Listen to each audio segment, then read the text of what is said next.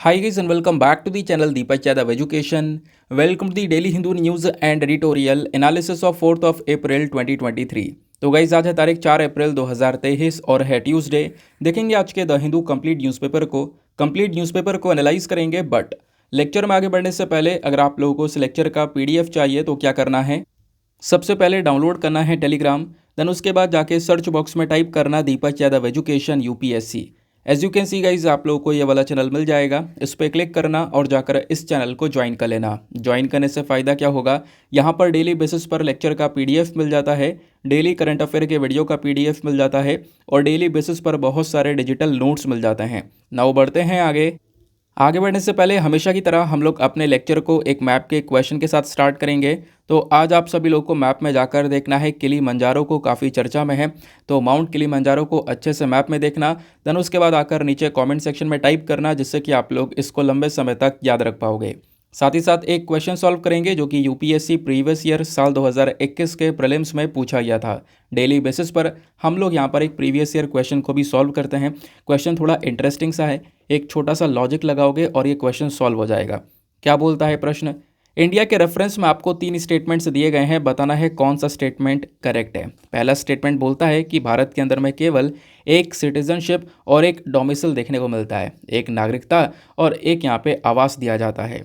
दूसरा स्टेटमेंट बोलता है a citizen by birth only can become the head of state, यानी कि जो इंडिया में जन्मा है, जो उस प्रकार वाली सिटीजनशिप होती है ना, वैसे सिटीजनशिप कई तरीके से ली जा सकती है, आपको पता है, लेकिन एक इंसान जो है इंडिया में जन्मा है वो भी बेसिकली यहाँ पर उसकी पहचान है as a citizen of India. तो जो यहाँ पर व्यक्ति सिटीजन बाय बर्थ है वही केवल इंडिया का प्रेसिडेंट बन सकता है। क्या ये स्टेटमेंट सही है? तीसरा स्टेटमेंट बोलता है कि कोई मान लो एक फॉरेनर है, बाहर का व्यक्ति है, उसको इंडिया की नागरिकता मिल जाती है, तो क्या किसी भी कंडीशन में, चाहे वो कुछ भी करे, किसी भी हालत में हम उसकी नागरिकता वापस नहीं ले सकते? तो बताओ इन तीनों स्टेटमेंट्स में से कौन सा करेक्ट है। नीचे आपको ऑप्शन दिए गए हैं, option A 1 only, option B 2 only, option C 1 and 3 या फिर ऑप्शन डी 2 एंड 3। इसका सही उत्तर नीचे कमेंट सेक्शन में दो। एटलीस्ट सभी को इसमें पार्टिसिपेट करना है, जैसे मैं आप लोगों से डेली बेसिस पर बोलता हूँ। बाय द वे, इसका जो करेक्ट आंसर है वो मैंने आपको टेलीग्राम पर प्रोवाइड करवा दिया है, वहाँ से भी आप इसको चेकआउट कर सकते हो। और अगर वहाँ पर आंसर नहीं मिलता है तो भी कोई परेशान होने की ज़रूरत नहीं है, वीडियो के लास्ट में इसके करेक्ट आंसर का डिस्कशन हम लोग करेंगे। तो चलो शुभ आरंभ करते हैं और चलते हैं सबसे पहले थंबनेल वाले इंपॉर्टेंट आर्टिकल की तरफ। दोस्तों ये टॉपिक बहुत इंपॉर्टेंट होने वाला है, आने वाले समय में इसकी चर्चा भी बहुत ज़्यादा होने वाली है। तो इटली एक ऐसा कंट्री बन चुका है जो कि एक कानून बना रहा है और उस कानून के अंदर में ये इंग्लिश को पूरी तरह से बैन करने के ऊपर फोकस कर रहे हैं। और अगर कोई ऑफिशियल लेवल पर इंग्लिश का यूज़ करता भी है तो उसके ऊपर एक भारी भरकम जुर्माना लगाया जाएगा, ऐसा आपको देखने को मिल रहा है। अब क्या ये आर्टिकल बिल्कुल हकीकत में पब्लिश हुआ है? बिल्कुल, पहले हम इसको कंफर्म कर लेते हैं। तो बहुत सारे न्यूज़ आर्टिकल्स पब्लिश हो रहे हैं कल से ही, हज़ारों आर्टिकल्स इस टॉपिक को कवर कर चुके हैं, जैसा आप अपनी स्क्रीन पर देख पा रहे होंगे। Italy seeks to ban use of English in official communication, इस प्रकार से और भी आर्टिकल्स हैं। Italian government seeks to ban use of English in formal communication, मतलब जो न्यूज़ है वो बिल्कुल पक्की है और हज़ारों आर्टिकल्स पब्लिश हो चुके हैं, जैसा मैं आपको बता रहा हूँ। अब थोड़ा समझते हैं आखिरकार इटली ऐसा क्यों कर रहा है। देखो, इसको समझने से पहले एक चीज़ और समझना, इटली एक और कारण की वजह से न्यूज़ में है। वो कारण है कि रिसेंटली इटली ने जो चैट जीपीटी है इसके ऊपर भी बैन लगाया है ना, इसको लेकर एक बड़ा फैसला लिया था। अब उसके बाद में यहाँ पर ये एक और नए रूल की वजह से चर्चा में आ चुका है। तो इटली की जो प्रधानमंत्री हैं, जिनका पिक्चर आप स्क्रीन पर देख पा रहे होंगे, जिनका नाम है जॉर्जिया मेलोनी, रिसेंटली ये इंडिया के विजिट पर भी आई थी, याद होगा आपको। तो इनकी पॉलिटिकल पार्टी है द ब्रदर्स ऑफ इटली। उनका कहना यह है कि जो इटालियन भाषा है ना, इसको बढ़ावा देने के मकसद से ये एक सबसे बड़ा फैसला इटली के प्राइम मिनिस्टर ने लिया है। रॉयटर्स की जो रिपोर्ट है इसके अकॉर्डिंग बात करें तो जो विदेशी भाषा है, विदेशी भाषा खासकर जो इंग्लिश है, इंग्लिश का जो उपयोग है वो इटली में लगातार बढ़ता जा रहा है। ठीक है, इस वजह से यहाँ पर ये चाहते ये हैं कि इटालियन भाषा जो है उसको थोड़ी ज़्यादा वैल्यू मिले। इंग्लिश के चक्कर में लोग इटालियन भाषा को ना भूल जाएं। तो इटालियन भाषा को सुरक्षा देने के लिए बेसिकली ये जो कदम है ये इटली की सरकार के थ्रू उठाया गया है। इवन इनके थ्रू ये बोला गया कि देखो, जब हम लोग बात करते हैं कि इंग्लिश नहीं बोलना है तो इसका मतलब ये नहीं कि आप कुछ नहीं बोल सकते। इसका मतलब यहाँ पर यह है कि जो ऑफिशियल लेवल है, ठीक है। ऑफिशियल कम्युनिकेशन जो आपको देखने को मिलेगा, ऑफिशियल इंस्टीट्यूशंस आपको इटली में जो देखने को मिलेंगे, वहाँ पर आप इंग्लिश का यूज़ बिल्कुल नहीं कर सकते। और अगर कोई इंस्टीट्यूशन वगैरह इंग्लिश का यूज़ करते हैं तो उनके ऊपर लगभग 89 लाख रुपीस का जुर्माना लगाया जा सकता है। ये यहाँ पर रिपोर्ट्स के थ्रू बताया जा रहा है। इसे लेकर ना सरकार की ओर से एक विधेयक यानी कि जो बिल जो है वो प्रस्तावित किया गया है, और उस बिल के अंदर में ये सारी बातें मेंशन भी की गई हैं। सरकार को लगता है कि जो विदेशी भाषा है यानी कि जो इंग्लिश है, इसका उपयोग इनके देश में बढ़ता जा रहा है, और इससे हो ये रहा है कि जो इटली का खुद का कल्चर है वो कमज़ोर पड़ गया है इंग्लिश के आगे। उसके बाद में यहाँ पर इनका कहना यह है, इंग्लिश जैसे जैसे बढ़ रही है वैसे वैसे और ज़्यादा यूएस का जो कल्चर है वो इनके कंट्री में बढ़ता चले जा रहा है। चाहे वो मूवीज़ हो गई, चाहे वो और भी बहुत चीज़ हो गई, तो लोग यहाँ पे कहीं ना कहीं यूएस जैसी चीज़ों को ज़्यादा प्रेफर करने लगे हैं, और इटालियन का जो खुद का कल्चर है वो लोग पीछे छोड़ने लगे हैं। तो सरकार का तर्क यहाँ पर इतना है कि अंग्रेज़ी का जो फैलाव है, जो ये एक तरीके से फैलता जा रहा है ना, इससे इटालियन भाषा के ऊपर कोई असर ना पड़े, इटालियन भाषा की जो वैल्यू है वो कम ना हो जाए। इसकी चक्कर में ये कदम यहाँ पर इटली की सरकार के थ्रू उठाया गया। सरकार का मानना है कि इस कदम से जो इटालियन भाषा है इसको यहाँ पर ये सुरक्षा दे सकेंगे। साथ ही साथ में इनका मानना है कि केवल देखो फैशन में ही नहीं, हर चीज़ में कहीं ना कहीं जो इंग्लिश का इस्तेमाल है वो बढ़ चुका है। और हर चीज़ में कहने का मतलब है समाज के ऊपर जो असर है, सोचने की शक्ति है, वो भी कहीं ना कहीं यहाँ पर वेस्टर्न कंट्रीज़ की तरफ बढ़ती चली जा रही है, क्योंकि उनकी जो भाषा है वो आ रही हैं, उनकी मूवीज़ यहाँ पर आ रही हैं, सॉन्ग्स आ रहे हैं, कोई न्यूज़ है तो वो कवर हो रही है सब जगह पर। तो इसके चक्कर में उनका जो कल्चर है वो लगातार फैलता चले जा रहा है, आप ऐसा कह सकते हो। तो इसके चक्कर में इटालियन अपना कल्चर ना खो दें, अपनी जो संस्कृति है उसको ना भूल जाएं, इस वजह से यहाँ पर ये कदम उठाया गया। इवन जो कंपनियां हैं इटली के अंदर में, उनको भी बोल दिया गया है कि अब आप यहाँ पर जो इंग्लिश का उपयोग है वो नहीं करोगे, आप जो है इटली में ही सारा काम करने वाले हो। हालांकि यहाँ पर कुछ ऐसे वर्ड्स हो गए जिसका जो कह सकते हो कि अपवाद नहीं किया जा सकता, अपवाद कह रहा हूँ, अनुवाद नहीं किया जा सकता इंग्लिश के अंदर में, तो फिर उन्हीं वर्ड्स को इंग्लिश में बोला जाएगा। अदरवाइज़ यहाँ पर जो सारी की सारी भाषा है वो बेसिकली इटली के अंदर में रहने वाली है। ठीक है। और मैंने बोला ही था कि चैट जीपीटी को यहाँ पर बैन कर दिया था इन्होंने, उसके बाद यहाँ पर उसके ठीक बाद ही एक बहुत बड़ा फैसला ले लिया है, जिसके बारे में मैंने अभी आपको समझाया। और इसी बात पर एक चीज़ और करनी है, मैप में आज फिर से आपको इटली को जाकर अच्छे से निहारना है। इसके आसपास कौन कौन सी कंट्रीज़ है उसको अच्छे से देखना, कौन कौन सी कंट्रीज़ इसके साथ में बॉर्डर्स को शेयर करती हैं, क्योंकि इटली कई सारे कारण की वजह से लगातार न्यूज़ में बना हुआ है। समझ गए? आगे आते हैं। नाउ अगले आर्टिकल पर आते हैं।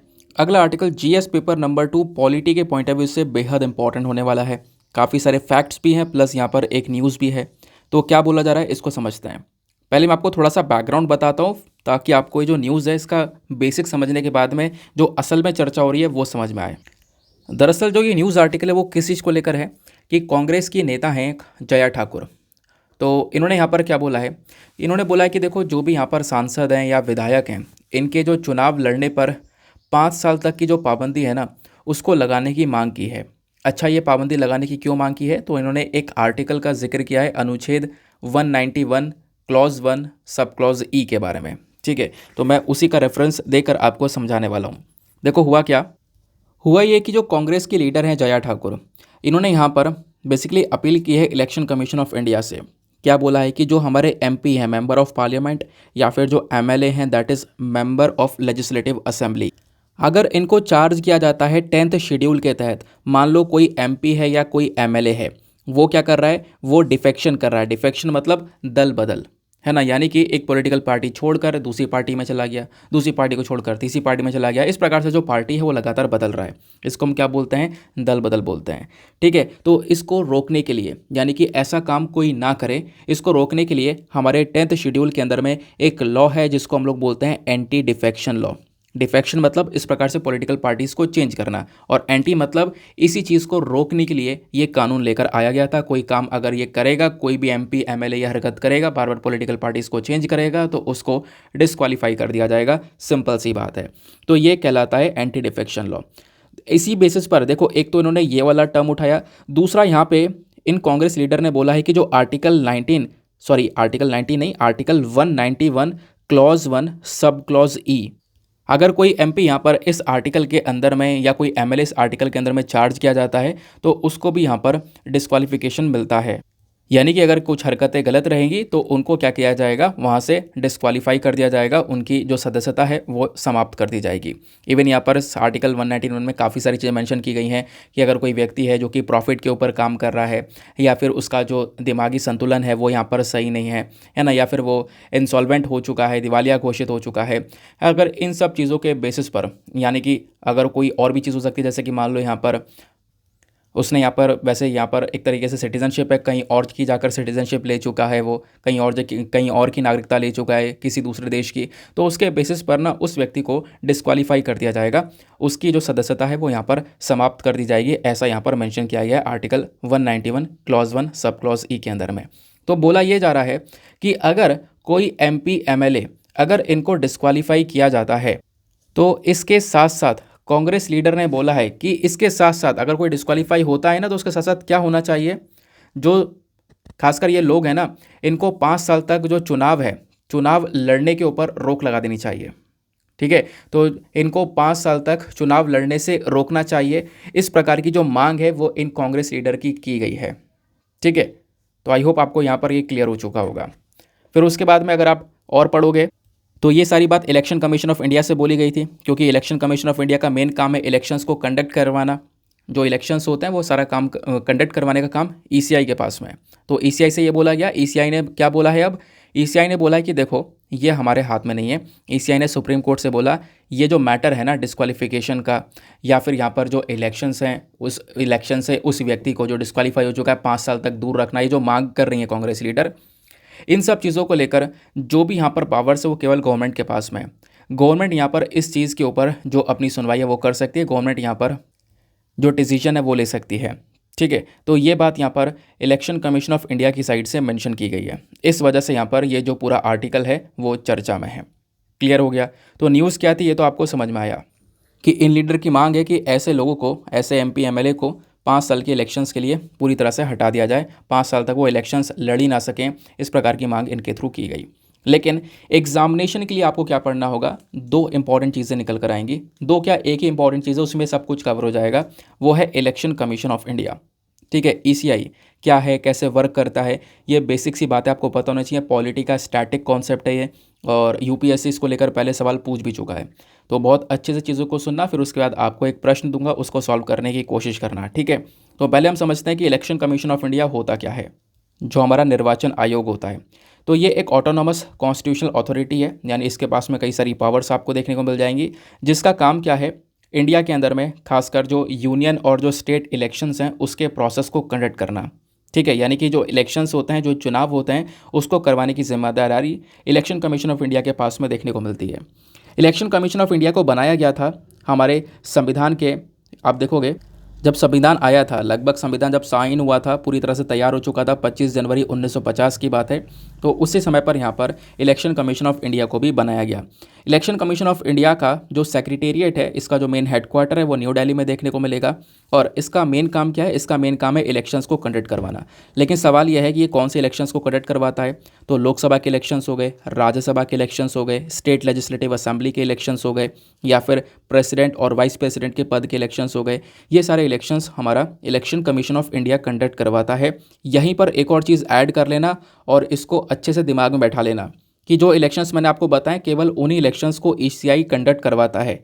उसके अलावा आपसे अगर एग्जामिनेशन में ऑप्शन में पूछ लिया जाए कि पंचायत के इलेक्शंस, म्यूनिसिपैलिटी के जो इलेक्शंस होते हैं, इसको कौन कंडक्ट करवाता है, तो इसको election commission of India conduct नहीं करवाता है। तो इलेक्शंस कौन करवाता है, ये इलेक्शंस करवाती हैं हमारी अलग अलग जो स्टेट इलेक्शन कमीशंस हैं वो।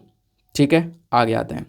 अब उसके बाद में संविधान में क्या क्या प्रोविजंस है, कहाँ कहाँ पर लिखा हुआ है, तो जब आप लोग कॉन्स्टिट्यूशन को ओपन करोगे तो पार्ट 15 आर्टिकल 324 से लेकर आर्टिकल 329 तक, इन 6 अनुच्छेदों के अंदर में अब आप देखोगे तो काफ़ी सारी चीज़ें मेंशन की गई हैं इलेक्शंस के बारे में।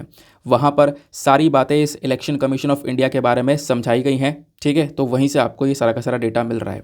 अब सवाल यहाँ पर यह है कि इलेक्शन कमीशन ऑफ इंडिया का स्ट्रक्चर क्या होता है, यानी कि इस बॉडी के अंदर में कौन कौन से लोग होते हैं।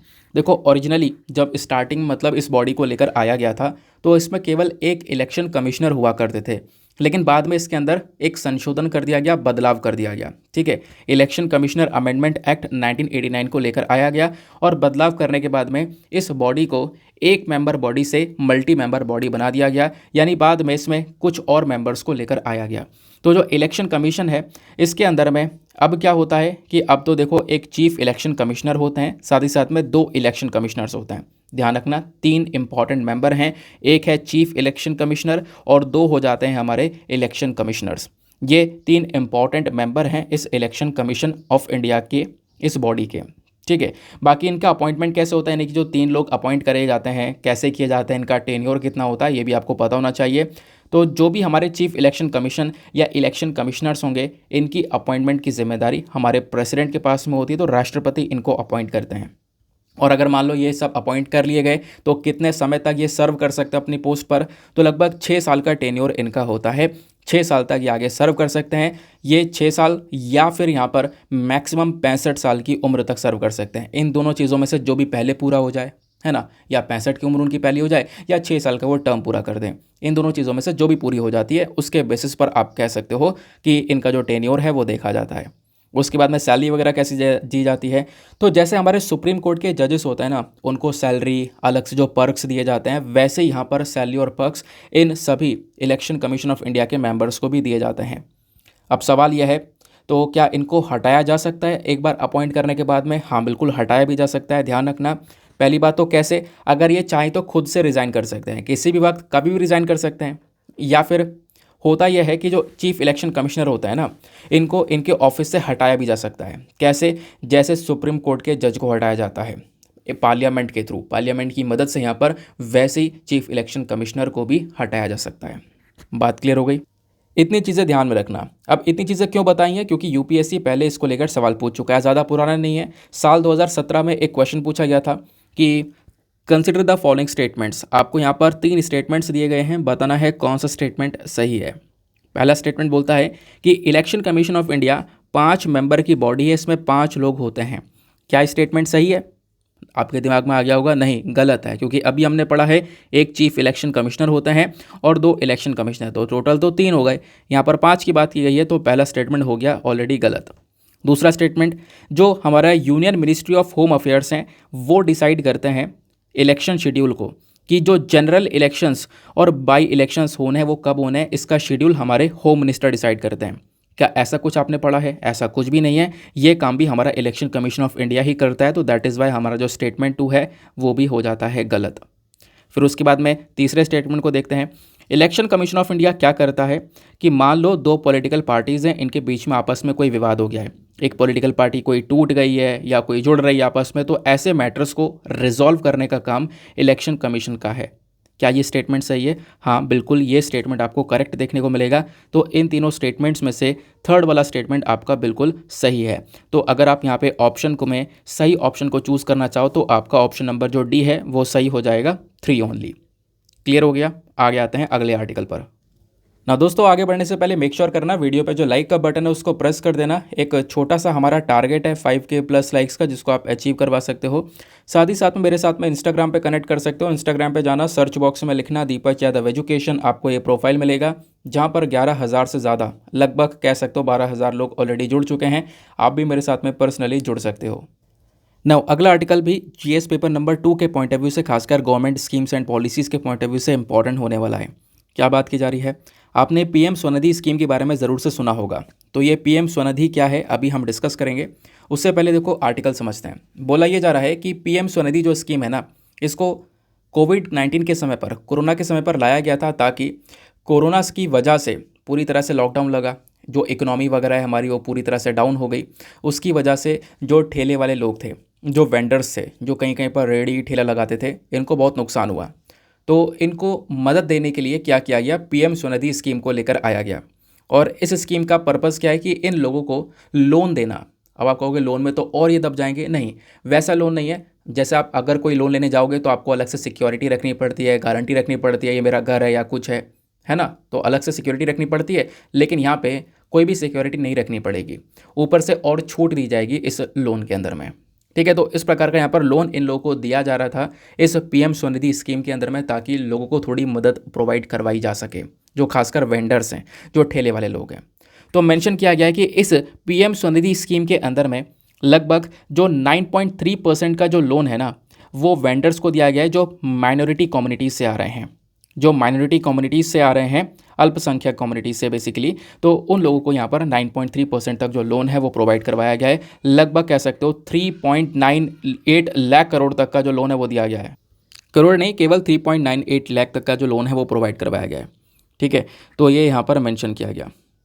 सॉरी, ये रुपीज़ नहीं है, मतलब इतने लोन दिए गए हैं माइनॉरिटी कम्युनिटीज़ में, लगभग 4 लाख के आसपास जो लोन है वो दिए गए हैं। अगर आप अमाउंट देखोगे तो इस स्कीम के अंदर में लगभग 5,152 यानी कि 5,152 करोड़ रुपए जो है वो इस स्कीम के अंदर से दिए जा रहे हैं हमारे स्ट्रीट वेंडर्स को, जो भी गली के अंदर ठेला लगाते हैं, उनको सपोर्ट प्रोवाइड करवाने के लिए। ठीक है, तो पीएम स्वनिधि क्या है? पीएम स्वनिधि बेसिकली एक माइक्रो क्रेडिट स्कीम है जो कि अलग से उधार देने का काम करेगी, खासकर लोन देने का काम करेगी। इस स्कीम को साल 2020 में लेकर आया गया था ताकि जो स्ट्रीट वेंडर्स हैं इनको सपोर्ट प्रोवाइड करवाया जा सके। इसके अंदर में कोलेटरल फ्री लोन होता है, जैसा मैंने आपको बताया है। अच्छा, इस डेटा को ना मैं आपको यहाँ से कवर करवाता हूँ, जो कि हम अलग से नोट्स की फॉर्म में डिस्कस करते हैं। ये पिछले साल भी चर्चा में था। पता है पिछले साल चर्चा में क्यों था? क्योंकि जो ये पीएम स्वनिधि स्कीम है इसको दिसंबर 2024 तक के लिए बढ़ा दिया गया है। ठीक है, इस पीएम स्वनिधि की फुल फॉर्म क्या है? इसकी फुल फॉर्म है PM street vendors Atmanirbhar Nidhi, ये इसकी फुल फॉर्म है। तो सरकार ने यहाँ पर इस प्रकार के लोन को लेकर आया था। क्यों लेकर आया था मैंने आपको समझाया। वैसे 1 जून 2020 में इसको लेकर आया गया ताकि जो भी हमारे कोविड-19 लॉकडाउन की वजह से स्ट्रीट वेंडर्स को नुकसान हुआ है, ये लोग सफ़र कर रहे हैं, इनको एक अफोर्डेबल वर्किंग कैपिटल लोन दिया जा सके, यानी कि सस्ते दाम में इनको लोन मिल सके, उस लोन का इनके ऊपर कोई भार ना पड़े। ठीक है, अब जब लोन ले इसमें दिया जा रहा था तो लगभग स्टार्टिंग में आप 10,000 रुपये तक लोन दे सकते हो, फिर उसके बाद में 20,000 रुपये तक दे सकते हो, और अब 50,000 रुपये तक भी लोन दे सकते हो। यानी कि सपोज़ कोई स्ट्रीट वेंडर है, उन्होंने यहाँ पर लोन लिया 10,000 रुपये का, और उसकी जो पेमेंट है बहुत जल्दी कर दी है, तो वो उनका जो लोन है ना वो एक्सटेंड हो जाएगा आगे, वो 20,000 तक लोन ले सकते हैं, है ना। और उसका भी अर्ली पेमेंट कर देते हैं तो यहाँ पर 50,000 तक लोन ले सकते हैं। तो इस प्रकार से यहाँ पर आप देख पाओगे अलग अलग जो कैटेगरीज हैं वो इसके अंदर में लाई गई हैं। तो इस स्कीम के बेनिफिट्स क्या हैं? तो जो वेंडर्स है वो 10,000 रुपये तक का जो लोन है वो ले सकते हैं, और लेने के बाद में इस लोन को धीरे धीरे, ऐसा नहीं कि आप इकट्ठा चुकाओ, आप मंथली इंस्टॉलमेंट्स भी रीपे कर सकते हो, यानी पूरा साल भर लो आराम से, 10,000 रुपये थोड़ा थोड़ा करके यहाँ पर चुका दो। ठीक है, और इसके अंदर में एक फ़ायदा भी है। अगर आप लोन का जल्दी रिपेमेंट कर देते हो ना तो उसमें फ़ायदा भी मिलेगा, प्लस यहाँ पे आपको सब्सिडी भी मिलेगी, 7% की सब्सिडी भी मिलेगी। 7% का जो छूट है वो यहाँ पर सरकार की साइड से आपको मेंशन किया जाएगा, आपको जो अमाउंट है वो आपके बैंक अकाउंट में मिल जाएगा। ठीक है, जो भी यहाँ पर इस स्कीम के तहत लोन को उठाता है। तो उसके बाद में कोई भी यहाँ पर पेमेंट वगैरह करते हो या पेमेंट नहीं भी करते हो, मतलब जल्दी नहीं कर पाते हो, तो इसके ऊपर कोई पेनल्टी वगैरह नहीं लगेगी, तो ये भी आपको ध्यान में रखना है। उसके बाद में अगर आप अर्ली पेमेंट कर देते हो तो आपके द्वार आगे और खुल जाएंगे, यानी कि जो लिमिट है आपके लोन लेने की इस स्कीम के तहत वो और ज़्यादा बढ़ जाएगी। बाकी इस पूरे स्कीम को इम्प्लीमेंट कौन कर रहा है, लागू कौन कर रहा है, तो ध्यान रखना उसके लिए एक वर्ड है सिडबी। आपसे एग्जामिनेशन में डायरेक्टली पूछा जा सकता है इस स्कीम को इम्प्लीमेंट करने वाली बॉडी। तो इसकी फुल फॉर्म है small industries development bank of India, यही इसको लागू कर रही है। ठीक है, बात क्लियर हो गई। अब कौन से राज्य में कितने लोगों को कितना कितना लोन दिया गया, ये सारी कहानी यहाँ पर समझाई गई है। सिक्किम, उत्तर प्रदेश, जगह जगह की, ये डेटा आपको पढ़ने की आवश्यकता नहीं है, ये आपसे कहीं नहीं पूछा जाएगा। बस स्कीम के बारे में इतना कॉन्सेप्ट ज़रूर से ध्यान रखना। नेक्स्ट आर्टिकल पर आते हैं। इसके बगल में एक आर्टिकल देखने को मिलेगा, ये वाला, इसको आप GS paper number 3 defence and security के पॉइंट ऑफ व्यू से लिंक कर पाओगे। आप कई सारी एक्सरसाइज के बारे में पढ़ते हो ना कि भारत इस देश के साथ में अभ्यास कर रहा है, तो अगेन वैसी एक और एक्सरसाइज चर्चा में है। तो इंडिया और यूएस, भारत और अमेरिका दोनों के बीच में जो एक एयर एक्सरसाइज है ये अगले ही सप्ताह स्टार्ट होने वाली है। और वैसे तो ये इंडिया यूएस के बीच का अभ्यास है, जापान को हम एक ऑब्जर्वर कंट्री की तरह रखने वाले हैं, जापान बस खाली उस एक्सरसाइज को देखने वाला है। ठीक है, तो वैसे यहाँ पर ये 2 ही कंट्रीज़ के बीच में अभ्यास होने वाला है। सवाल यह है इस अभ्यास का नाम क्या है? तो पहली चीज़ एग्जामिनेशन के लिए जो बहुत इंपॉर्टेंट पॉइंट है वो है इस अभ्यास का नाम। इस अभ्यास का नाम है कोप इंडिया। क्या नाम है? COPEINDIA, सिंपल है, कोप इंडिया। ठीक है, तो यहाँ पे क्या हो रहा है, जो यूएस की एयरफोर्स होगी और भारत की एयरफोर्स होगी, ये दोनों मिलकर इस अभ्यास को कंडक्ट करेंगे। कोप इंडिया इस एक्सरसाइज का नाम है। 10 अप्रैल से 21 अप्रैल तक ये अभ्यास चलने वाला है। कहाँ पर चलेगा? वेस्ट बंगाल के अंदर में जो कलाईकुंद एयरबेस है वहाँ पर यह अभ्यास चलेगा। जापान बस खाली एक ऑब्जर्वर कंट्री की तरह ज्वाइन करेगा, जापान का कोई इतना बड़ा रोल होने वाला नहीं है। इस अभ्यास से क्या होगा? इस अभ्यास से इंडिया और यूएस के जो डिफेंस रिलेशंस है वो और ज़्यादा मजबूत होंगे।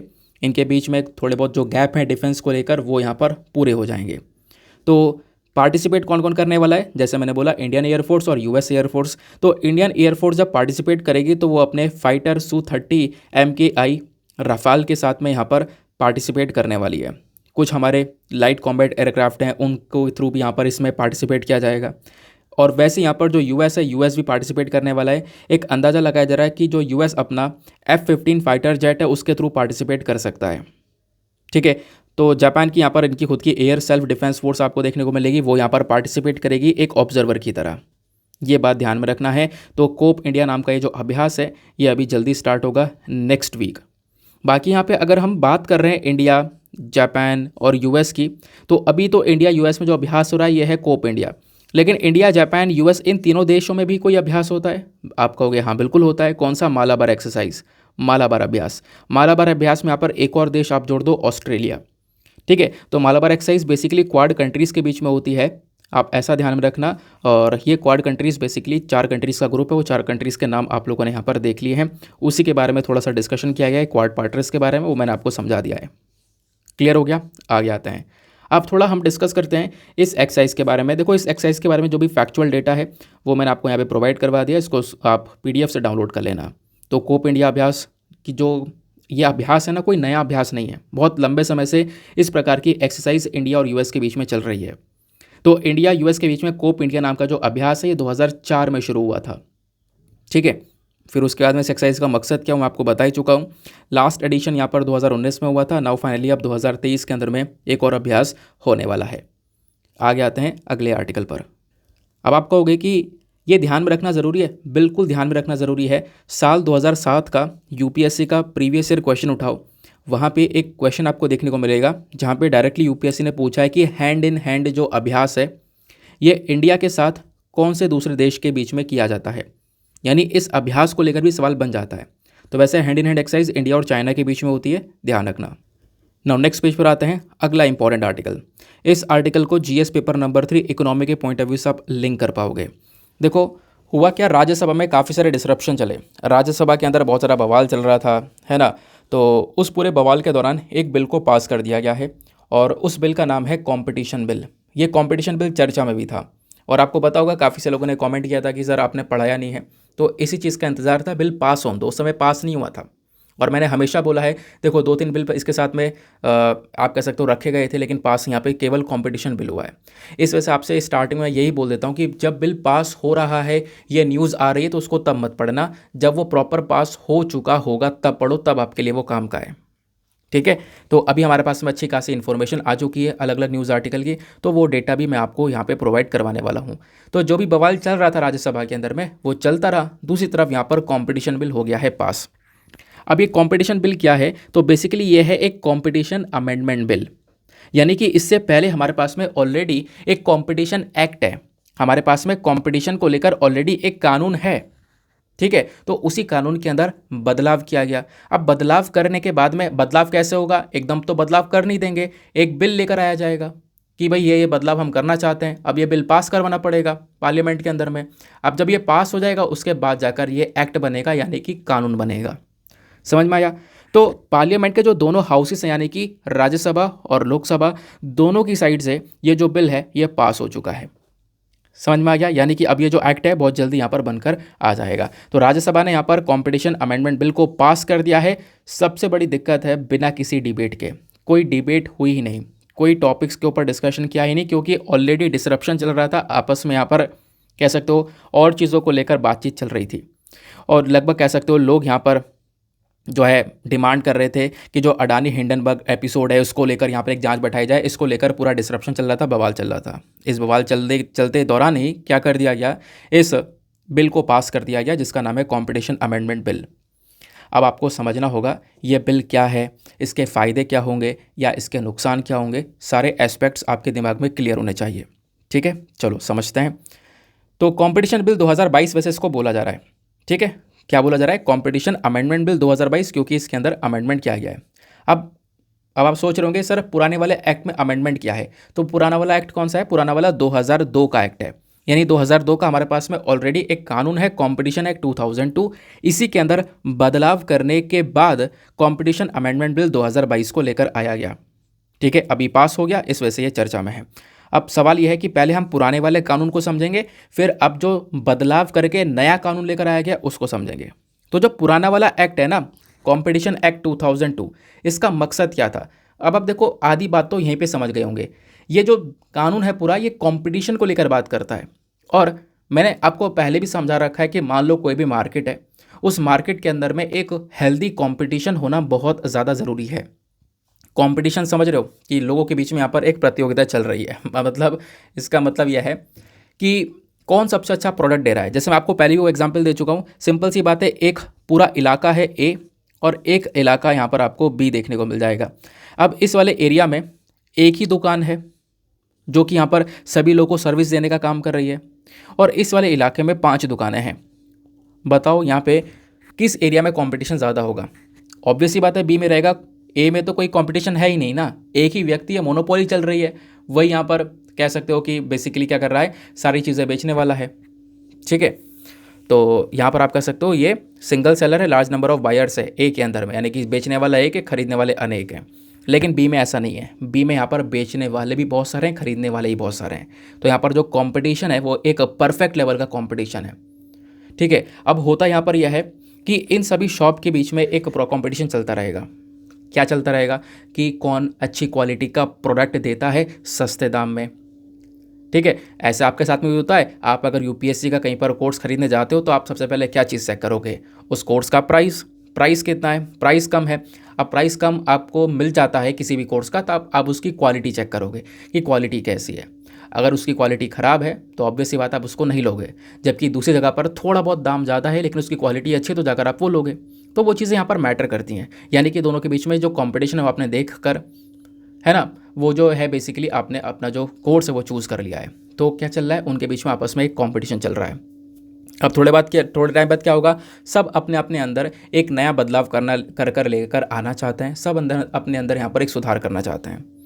तो वो कहलाता है यहाँ पर पूरा का पूरा एक कंपटीशन है। लेकिन होता क्या है, बहुत सारी जो कंपनियाँ हैं ना, यहीं पर इसी हेल्दी कंपटीशन में एंटी कॉम्पिटिटिव प्रैक्टिस को खेल जाती हैं। यानी इसके खिलाफ काम करने लगती हैं, अपना दबदबा बनाना शुरू कर देती हैं। फॉर एग्जाम्पल मैं आपको एक बात और बताता हूँ। मान लो यहाँ पर आपने कार्टेल का वर्ड सुना होगा, कार्टेल का, कार्टलाइजेशन का।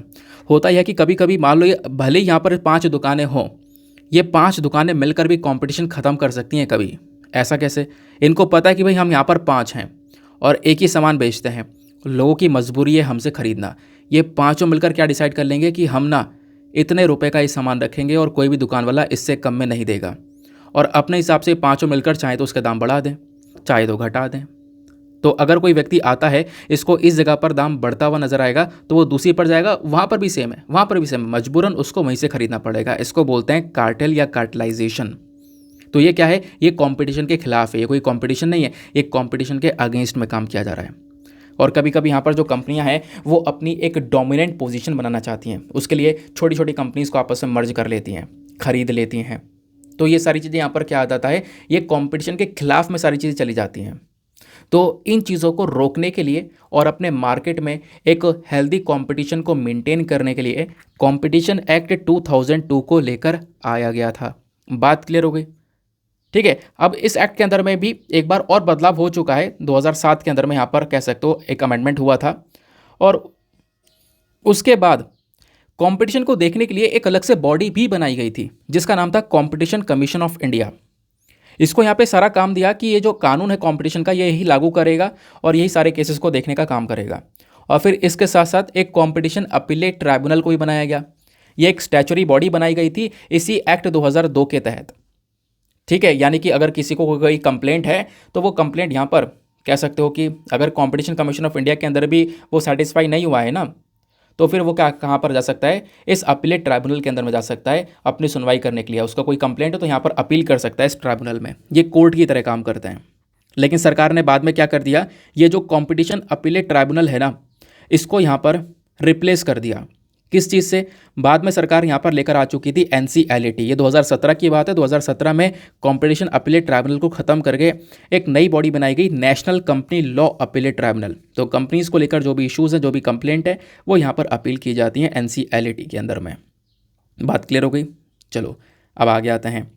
अब बोला जा रहा है कि जो नया वाला अमेंडमेंट हुआ है, जो अभी नए बदलाव हुए हैं, 2022 वाला जो बिल आया है नया वाला, अब इसमें क्या बदलाव हुआ है ये समझते हैं। अब की बार क्या बोला गया नए वाले कानून में, जो कि अभी ऊपर पास हुए हैं, जैसे मैंने आपको बताया था पार्लियामेंट में पास हुए हैं। इसमें पहली चीज़ ये बोली गई है कि अगर कोई भी व्यक्ति कंपटीशन के जितने भी कानून हैं, कोई भी कंपनी उसका वॉयलेशन करती है, उसका उल्लंघन करती है, तो उसके ऊपर पेनल्टी चार्ज की जाएगी। और कभी कभी क्या होता था ना, बहुत बड़ी बड़ी कंपनी हो जाती है, जैसे रिसेंटली गूगल का मैटर आ गया था।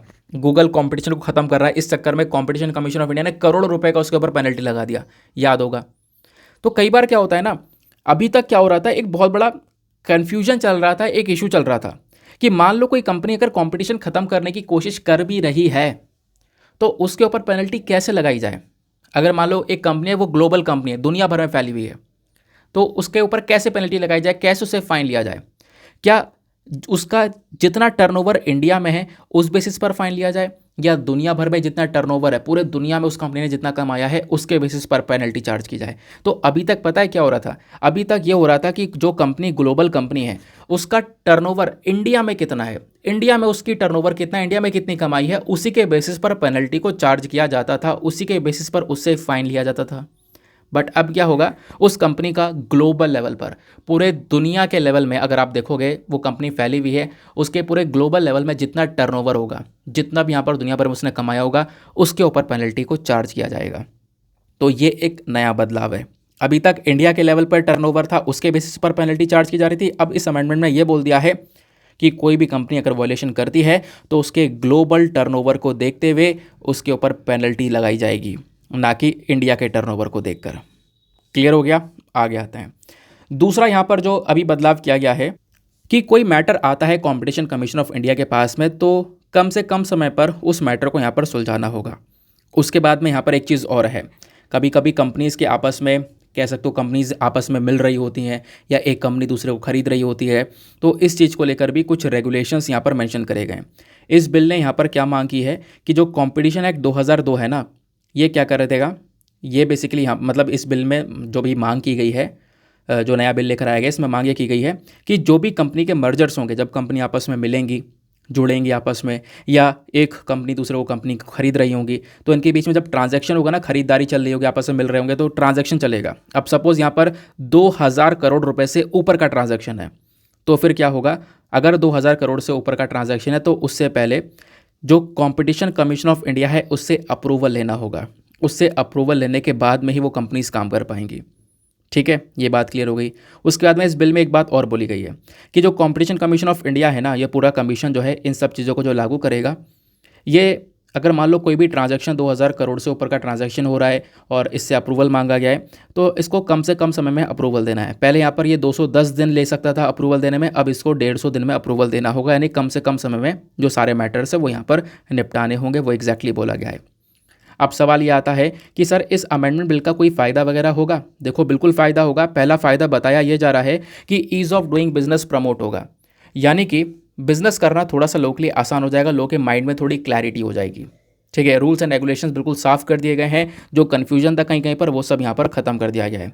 ट्रांसपेरेंसी मेंटेन हो जाएगी लोगों के अंदर में यहाँ पर एक चीज़ समझ में आ चुकी होगी कि देखो पहले एक क्लैरिटी नहीं रहती थी कि भैया कि कोई कंपनी अगर वॉल्यूशन करती है तो उसका किस टर्नओवर पर पेनल्टी चार्ज की जाएगी, इंडिया के टर्नओवर या ग्लोबल टर्नओवर पर।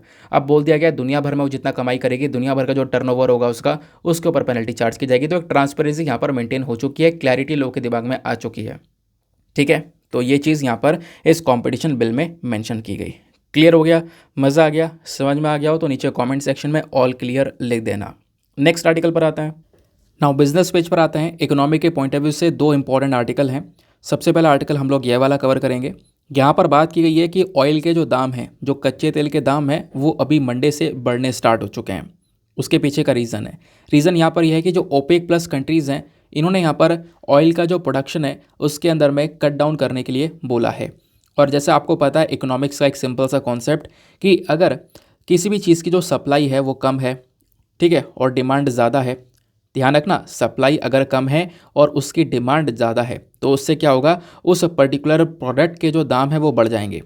तो ऐसे ही है, दुनिया भर में जो कच्चे तेल की जो डिमांड है वो तो ज़्यादा ही है ना, लोगों की जो डिमांड है वो बनी हुई है। दिक्कत यहाँ पर यह है कि कुछ ही देश हैं, मुट्ठी भर के देश, जो कि क्या कर रहे हैं, ऑयल को प्रोड्यूस करते हैं दुनिया भर में, जिनको हम ओपेक और ओपेक प्लस कंट्रीज़ के नाम से जानते हैं। अभी मैं आपको डिटेल से बताऊंगा, ठीक है। तो हुआ क्या, इन कंट्रीज़ ने सप्लाई को कट करने की कोशिश की है। इनका कहना यह है कि हम आगे तक ऑयल की सप्लाई को कट करेंगे, ऑयल को प्रोड्यूस ही नहीं करेंगे, ना कच्चा तेल बनाएंगे ना बिकेगा। अब डिमांड तो उतनी है, सप्लाई कम हो जाएगी, तो इससे क्या होगा, दाम बढ़ने शुरू हो जाएंगे। और वही चीज़ यहाँ पर नज़र आई है, दाम अभी बढ़ते हुए नज़र आ रहे हैं, ठीक है। तो ब्रेंट क्रूड का जो दाम है मंडे में अचानक से 84.22 पर बैरल के हिसाब से पहुंच गया है।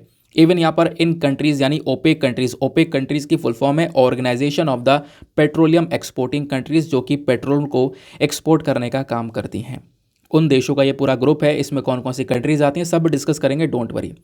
इन कंट्रीज़ ने क्या किया, इन्होंने ये बोला है कि हम लगातार प्रोडक्शन कट करते रहेंगे, और ये भी बोल दिया है कि हर रोज़, आज से हर रोज़ लगभग 1.16 मिलियन बैरल्स पर डे के हिसाब से प्रोडक्शन के अंदर कटौती चलेगी।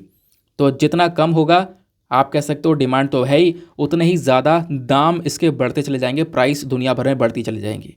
और अगर प्राइस बढ़ेगा इस कच्चे तेल का तो हमारे इंडिया में और ज़्यादा इम्पैक्ट पड़ने वाला है, ठीक है। वो कैसे इम्पैक्ट पड़ेगा वो भी डिस्कस करेंगे। तो ये जो न्यूज़ है वो तो आपको यहाँ पे समझ में आ गया। अच्छा, एक चीज़ और, सवाल यह है कि आप सोचोगे ऐसा ओपेक कंट्रीज़ क्यों कर रही हैं, इनको क्या मिलेगा। देखो, लंबे समय से ये कंट्रीज़ लॉस में रही हैं। ऐसा क्यों, कोरोना के समय पर, कोरोना में लॉकडाउन रहा, कोई घर से बाहर निकल नहीं रहा था, तो दुनिया भर के देशों ने कच्चा तेल खरीदना इनसे बंद कर दिया, और ये कंट्रीज़ लगातार लॉस में चली गई, और बहुत बड़ा लॉस इन्होंने फेस किया है अभी तक का, मतलब ज़िंदगी में सबसे बड़ा लॉस इनका कोरोना वाले साल में हुआ। तो इस वजह से उसी लॉस को ये रिकवर करने की कोशिश कर रहे हैं। दाम बढ़ेंगे, ज़्यादा पैसा में लोग यहाँ से इनसे तेल को परचेज़ करेंगे, तो ये थोड़ा ज़्यादा अमाउंट कमा पाएंगे। तो जो पिछला लॉस है वो यहाँ पर थोड़ा रिकवर हो सकेगा, ये इनका एक पर्पज़ है। क्लियर हुआ। अब आते हैं हम लोग थोड़ा ओपेक के बारे में चीज़ों को क्लियर करते हैं। तो ओपेक के फुल फॉर्म मैं आपको बता ही चुका हूँ, organization of petroleum exporting countries. तो ओपेक जो है एक परमानेंट इंटर गवर्नमेंटल ऑर्गेनाइजेशन है, जिसमें कई सारी जो कंट्रीज़ आती हैं उनकी सरकारें आपस में मिलकर काम कर रही होती हैं। इस ओपेक ग्रुप को कब बनाया गया, ये समय था 1960 का। बगदाद के अंदर में एक कॉन्फ्रेंस, एक मीटिंग चल रहा था, उसी मीटिंग के दौरान ओपेक को बनाया गया।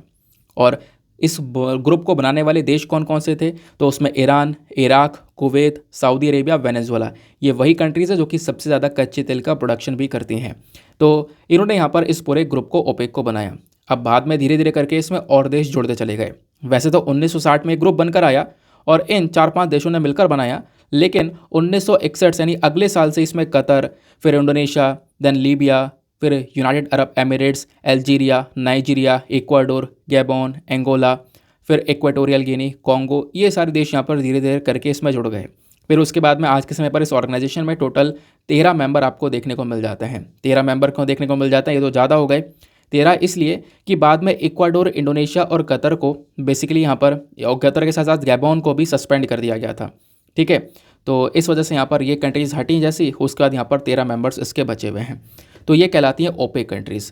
तो ओपेक कंट्रीज़ का मेन काम क्या है, ऑयल को दुनिया भर में एक्सपोर्ट करने का काम है, और यही लोग यहाँ पे ऑयल का प्राइस भी डिसाइड करते हैं, क्योंकि इन्हीं के मुट्ठी में दबा हुआ है सारा ऑयल। तो उसके मार्केट प्राइस को डिसाइड करने का काम भी यहाँ पर मेजरली इनका ही होता है। और आप देख पाओगे कि किस प्रकार से यहाँ पर ये मार्केट प्राइस को मैनिपुलेट भी कर सकते हैं। अभी ये इसका प्रोडक्शन कम करके इसके दाम बढ़ा भी सकते हैं। ये तो बात हो गई ओपेक की। अब सर ओपेक प्लस क्या होता है, इसको थोड़ा डिस्कस करते हैं। देखो, जो हमारी नॉन ओपेक कंट्रीज़ हैं, नॉन ओपेक कंट्रीज़ का मतलब समझ रहे हो, अभी तो ओपेक देश के बारे में आपने पढ़ा जो कि 13 देश थे। उन 13 देश के अलावा भी दुनिया में कुछ और देश हैं जहां पर तेल का उत्पादन किया जाता है, उनको हम लोग नॉन ओपेक कंट्रीज़ बोलते हैं। तो ओपेक के अलावा जो बाकी कंट्रीज़ हैं, जो भी वो कंट्रीज़ भी क्रूड ऑयल को एक्सपोर्ट करती हैं, उनको हम लोग ओपेक प्लस बोलते हैं। तो ओपेक से हटकर जो देश हैं इस कैटेगरी में, वो ओपेक प्लस कंट्रीज़ कहलाते हैं। ओपेक प्लस कंट्रीज़ में कौन कौन से देश आ जाते हैं, Azerbaijan, Bahrain, Brunei, Kazakhstan, Malaysia, Mexico, Oman, Russia, south Sudan और सूडान। ये कुछ कंट्रीज जो कि ओपेक प्लस के अंदर में आ जाती हैं। ठीक है, ओपेक प्लस और नॉन ओपेक जो प्रोड्यूसर्स हैं इन्होंने मिलकर अपना एक अलायंस भी बना लिया है। एक मीटिंग हुई थी अल्जीरिया के अंदर 2016 में, तो बेसिकली वहाँ पर आप कह सकते हो कि इन दोनों ग्रुप ने मिलकर आपस में एक अलायंस भी बना लिया है। अब सवाल यह है कि अगर कच्चे तेल के दाम बढ़ते हैं तो इसका इम्पैक्ट भारत के ऊपर कैसा पड़ेगा। जो भारत का करंट अकाउंट डेफिसिट है वो बढ़ जाएगा, सिंपल सी बात है। करंट अकाउंट डेफिसिट आपको पता है, करंट अकाउंट डेफिसिट मतलब इंपोर्ट और एक्सपोर्ट का हम लोग यहाँ पे जो डिफरेंस है वो चेक करेंगे। इसमें क्या होगा, यहाँ पे जब हमारा जो एक तरीके से कच्चे तेल का दाम है इंटरनेशनल लेवल पर इंक्रीज हो जाएगा तो हमारा इससे इंपोर्ट बिल जो है वो बढ़ जाएगा। क्योंकि पहले हम लोग सपोज 50 रुपये देकर तेल खरीद रहे थे, अब वही तेल उतना ही तेल हमें 60 रुपये देकर खरीदना पड़ रहा है क्योंकि इंटरनेशनल लेवल पर दाम बढ़ गए। तो इससे क्या होगा, हमारा इंपोर्ट बिल बढ़ जाएगा, आप ऐसा कह सकते हो। तो एक्सपोर्ट की बजाय मतलब एक्सपोर्ट कम हो जाएगा, इंपोर्ट बढ़ जाएगा, सिंपल सी बात है। और ये कहीं ना कहीं किसी भी देश के लिए अच्छी बात नहीं होती है, जैसा हमारे देश में अभी नज़र आता है। तो इससे क्या होगा, करंट अकाउंट डेफिसिट इंक्रीज होता हुआ नजर आएगा। दूसरा, इन्फ्लेशन यानी महंगाई बढ़ती हुई नजर आएगी, क्योंकि जब इंटरनेशनल लेवल पर से सरकार या जो हमारी ऑयल कंपनीज़ हैं वो अगर महंगा खरीद के ला रही होंगी तेल, तो ये इंडिया में भी उस तेल के दाम बढ़ाएंगी, ऑब्वियस सी बात है। और आपको पता होगा हमारे देश में तो तेल जब जैसे आ जाता है ना तो उसके ऊपर टैक्स भी ज़्यादा लगाया जाता है। हमारी केंद्र सरकार अलग टैक्स लगा रही होती है, राज्य सरकार अलग टैक्स लगा रही होती है, सब अलग अलग टैक्स लगा रहे होते हैं। इसके चक्कर में इसके दाम और ज़्यादा बढ़ जाते हैं। ठीक है, तो वो सब धीरे धीरे करके टैक्स को बढ़ा देंगे। तो इससे क्या होगा, दुनिया में जो इन्फ्लेशन आएगा उसका इम्पैक्ट इंडिया में भी पड़ेगा और इंडिया के अंदर भी जो महंगाई है वो बढ़ती हुई नजर आएगी। फिजिकल हेल्थ ख़राब हो जाएगा। जैसे मैंने आपको बताया कि सरकार को देखो मजबूरन क्या करना पड़ेगा, कभी कभी देखो मैंने बोला ना सरकार टैक्स ले रही है इन तेल के ऊपर में, राज्य सरकार केंद्र सरकार दोनों अलग अलग टैक्स ले रही है, राज्य सरकार अलग ले रही है, केंद्र सरकार अलग ले रही है। इस चक्कर में आपने देखा होगा अलग अलग राज्यों में पेट्रोल के प्राइसेस अलग अलग है। रीज़न क्या है, क्योंकि राज्य सरकार टैक्स ले रही है, अपने हिसाब से ले रही है और अंधाधुंध टैक्स ले रही है। 100% से ऊपर का टैक्स यहाँ पर इस गवर्नमेंट जो है कमा रही है इस कच्चे तेल के ऊपर में। लेकिन अभी आप समझो अगर ये इंटरनेशनल लेवल पर महंगा हो जाता है तो इसको ख़रीदा जब जाएगा तो महंगा ही ख़रीदा जाएगा और सरकार के ऊपर दबाव आ जाएगा कि यार हम यहाँ पे इसको महंगा ना करें, तो सरकार को मजबूरन अपना टैक्स, खुद का टैक्स काटना पड़ेगा। तो इससे जब टैक्स कटेगा तो सरकार का जो रेवेन्यू है, जो मेन इनकी आय बन रही है, इनकम बन रही है, वो ख़त्म हो जाएगी। तो इससे डेवलपमेंट के ऊपर भी डायरेक्टली इम्पैक्ट पड़ता हुआ नजर आएगा। तो आई होप आपको यहाँ पर एक क्लैरिटी मिल चुकी है, माइंड खुल चुका है अलग अलग सेक्टर्स में अलग अलग तरीके से कि हाँ एग्जैक्टली कैसे कैसे इम्पैक्ट पड़ सकता है। आगे आते हैं नेक्स्ट आर्टिकल की तरफ। अगला आर्टिकल आपको यहाँ पर देखने को मिलेगा जो कि बात करता है जो मैन्युफैक्चरिंग PMI है, that is purchasing managers index. तो परचेजिंग मैनेजर इंडेक्स हर महीने रिलीज़ होता है, जैसे महीना ख़त्म होगा उसके शुरुआत में रिलीज़ हो जाएगा। फॉर एग्जांपल अभी यहाँ पर जनवरी का महीना समाप्त हुआ तो उसका परचेजिंग मैनेजर इंडेक्स कब आएगा, वो आएगा फरवरी में, फरवरी की शुरुआत में। तो ऐसे ही अभी अप्रैल का महीना शुरू हुआ है और हमारा मार्च का महीना ख़त्म हुआ है। तो मार्च जैसे ही ख़त्म हुआ अभी यहाँ पर आप देख पाओगे अप्रैल की शुरुआत में, आज 4 तारीख तो है, तो शुरुआत में ही ये परचेजिंग मैनेजर जो इंडेक्स है वो आ चुका है, जो कि हमारे मार्च के डेटा को दर्शाएगा। मार्च के महीने में कितनी मैन्युफैक्चरिंग हुई है, मार्च के महीने में कितनी मैन्युफैक्चरिंग इंडस्ट्रीज़ ने काम किया, कितनी ग्रोथ हुई है, उसको दर्शाता है ये परचेजिंग मैनेजर इंडेक्स। मतलब परचेजिंग मैनेजर इंडेक्स का मतलब ये है कि इसका मकसद बेसिकली ये है कि जो मैन्युफैक्चरिंग हो रही है वो किस लेवल पर हो रही है वो डेटा हम लोग को देना। तो मार्च के महीने में जो मैन्युफैक्चरिंग हुई है वो अच्छे लेवल पर हुई है ऐसा बोला जा रहा है, क्योंकि परचेजिंग मैनेजर इंडेक्स के अंदर में जो मार्च के महीने का स्कोर है वो 56.4 के आसपास पहुंचा है, जबकि फरवरी के महीने का स्कोर है 55.3। तो आप देखोगे फरवरी के महीने से ज़्यादा मैन्युफैक्चरिंग हमारे मार्च के महीने में हुई है, ऐसा यहाँ पर मेंशन किया गया। इसके अलावा कुछ खास और चीज़ें पढ़ने की आवश्यकता नहीं है, बस थोड़ा सा और परचेजिंग मैनेजर इंडेक्स के बारे में ज़रूर से पढ़ लेना। इसमें कैसे कैलकुलेशन करते हैं, कैसे देखते हैं मैन्युफैक्चरिंग किस लेवल पर हुई है, तो उसके लिए यहाँ पे सर्वे किया जाता है। जो अलग अलग बिजनेस इंडस्ट्रीज़ हैं, हमारी मैन्युफैक्चरिंग सेक्टर्स हैं, उनसे ज़्यादातर पूछा जाता है कि पिछले महीने के मुताबिक आज के महीने में यानी कि जो करंट मंथ है इसमें किस प्रकार की ग्रोथ हुई है आपकी, तो वो उनसे सर्वे करके पूछा जाता है। तो जो भी डेटा लिया जाएगा वो डेटा यहाँ पे कलेक्ट करके उसी के बेसिस पर परचेजिंग मैनेजर इंडेक्स को तैयार किया जाएगा। ठीक है, तो ये बात ध्यान में रखना है। तो सारा डेटा निकालने के बाद में हम क्या करते हैं, पूरे डेटा को तैयार करते हैं और उसके बाद में यहाँ पे एक स्कोर दिया जाता है। अलग अलग महीनों को ना परचेजिंग मैनेजर इंडेक्स के अंदर में स्कोर दिया जाता है 0 से लेकर 100 के बीच में। और मान लो किसी भी महीने के अंदर में परचेजिंग मैनेजर इंडेक्स का जो नंबर है वो 50 है या 50 से ऊपर है, 50 से अगर ऊपर होता है तो मतलब उस महीने में मैन्युफैक्चरिंग सेक्टर हमारा थोड़ा सा ग्रो किया है, 50 से कम है तो मतलब हमारा मैन्युफैक्चरिंग सेक्टर थोड़ा सा कॉन्ट्रैक्ट हुआ है, कम हुआ है ना, उसमें गिरावट देखने को मिली है। और केवल 50 ही है लंबे समय से, तो यानी कि कोई बदलाव नहीं हो रहा, ना मैन्युफैक्चरिंग सेक्टर हमारा ग्रो हो रहा है, ना हमारा यहाँ पर कह सकते हो मैन्युफैक्चरिंग बढ़ रही है, ना हमारी कम हो रही है। ठीक है, आई होप आपको यहाँ पर जो क्लैरिटी है वो मिल चुकी है। और पिछले महीने के कंपैरिजन में आप देखोगे जैसे कि पिछले महीने 55 था, इस महीने 56 है, तो मतलब पिछले महीने के मुकाबले इस महीने यहाँ पर क्या हुआ है, इस महीने यहाँ पर हमारा मैन्युफैक्चरिंग बढ़ी है, सिंपल सी बात है। तो ये सब यहाँ पर परचेजिंग मैन्युफैक्चरिंग इंडेक्स के अंदर में दर्शाया जाता है, दिखाया जाता है। और परचेजिंग मैन्युफैक्चरिंग इंडेक्स जो है ये कब आता है, स्टार्टिंग में, महीने की स्टार्टिंग में आ जाता है। जैसे अभी देखो मार्च का जो डेटा है वो अभी अप्रैल के महीने की शुरुआत में आ चुका है। ठीक है, आगे आते हैं अगले आर्टिकल पर। नाउ दोस्तों आते हैं एडिटोरियल डिस्कशन के ऊपर। तो एडिटोरियल पर हमारे पास में कुछ रेलिवेंट आर्टिकल्स, जैसे एक आर्टिकल ये है, इसको डिस्कस करेंगे। और एक इशू हमारे पास में और है जो कि एनर्जी सेक्टर के बारे में बात करता है, इंडिया के एनर्जी सेक्टर में क्या क्या इश्यूज़ हैं उसके बारे में बात करता है। तो उस एडिटोरियल को हम डिस्कस करेंगे, वो हमारे बिजनेस लाइन का आर्टिकल है। 2 ही आर्टिकल केवल इंपॉर्टेंट है। ये वाला जो आर्टिकल है ये कुछ खास इंपॉर्टेंट भी नहीं है, बट जो इन्फॉर्मेशन मैं आपको बता दूंगा। बोला ये जा रहा है कि इंडिया को क्यों जो सॉल्ट इनटेक है वो कट डाउन करना चाहिए, भारत को यहाँ पर क्यों अपने यहाँ पे जो नमक है ना इसको कम करना चाहिए, जो लोग नमक खा रहे हैं इसके अंदर थोड़ी सी कमी रखनी चाहिए। ये यहाँ पर राइटर ने समझाया है, क्योंकि नमक अगर कोई ज़्यादा यूज़ करता है तो उससे बहुत सारी हेल्थ प्रॉब्लम्स बॉडी के अंदर देखने को मिलेंगी।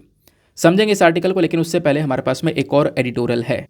अगला जो एडिटोरियल है वो हमने बिजनेस लाइन से लिया है, हमारे द हिंदू का ही बिजनेस लाइन का, basically the Hindu business line एक ही ग्रुप है, वहीं की साइड से एडिटोरियल रिलीज़ हुआ है जो कि बात करता है एनर्जी इंपोर्ट्स के बारे में, कि जो एनर्जी हम लोग इंपोर्ट कर रहे हैं, एनर्जी मतलब कोयला, कच्चा तेल, ये जो चीज़ें हम लोग इंपोर्ट कर रहे हैं आज के समय में, इसको थोड़ा कम करना चाहिए। और अभी हम बात कर ही रहते हैं क्योंकि इसका इम्पैक्ट ज़्यादा पड़ता है, और अभी हम इंपोर्ट कर रहे होते हैं तो एकदम से अगर इंटरनेशनल लेवल पर दाम भी बढ़ जाए तो इसका असर बहुत बड़ा पड़ता है।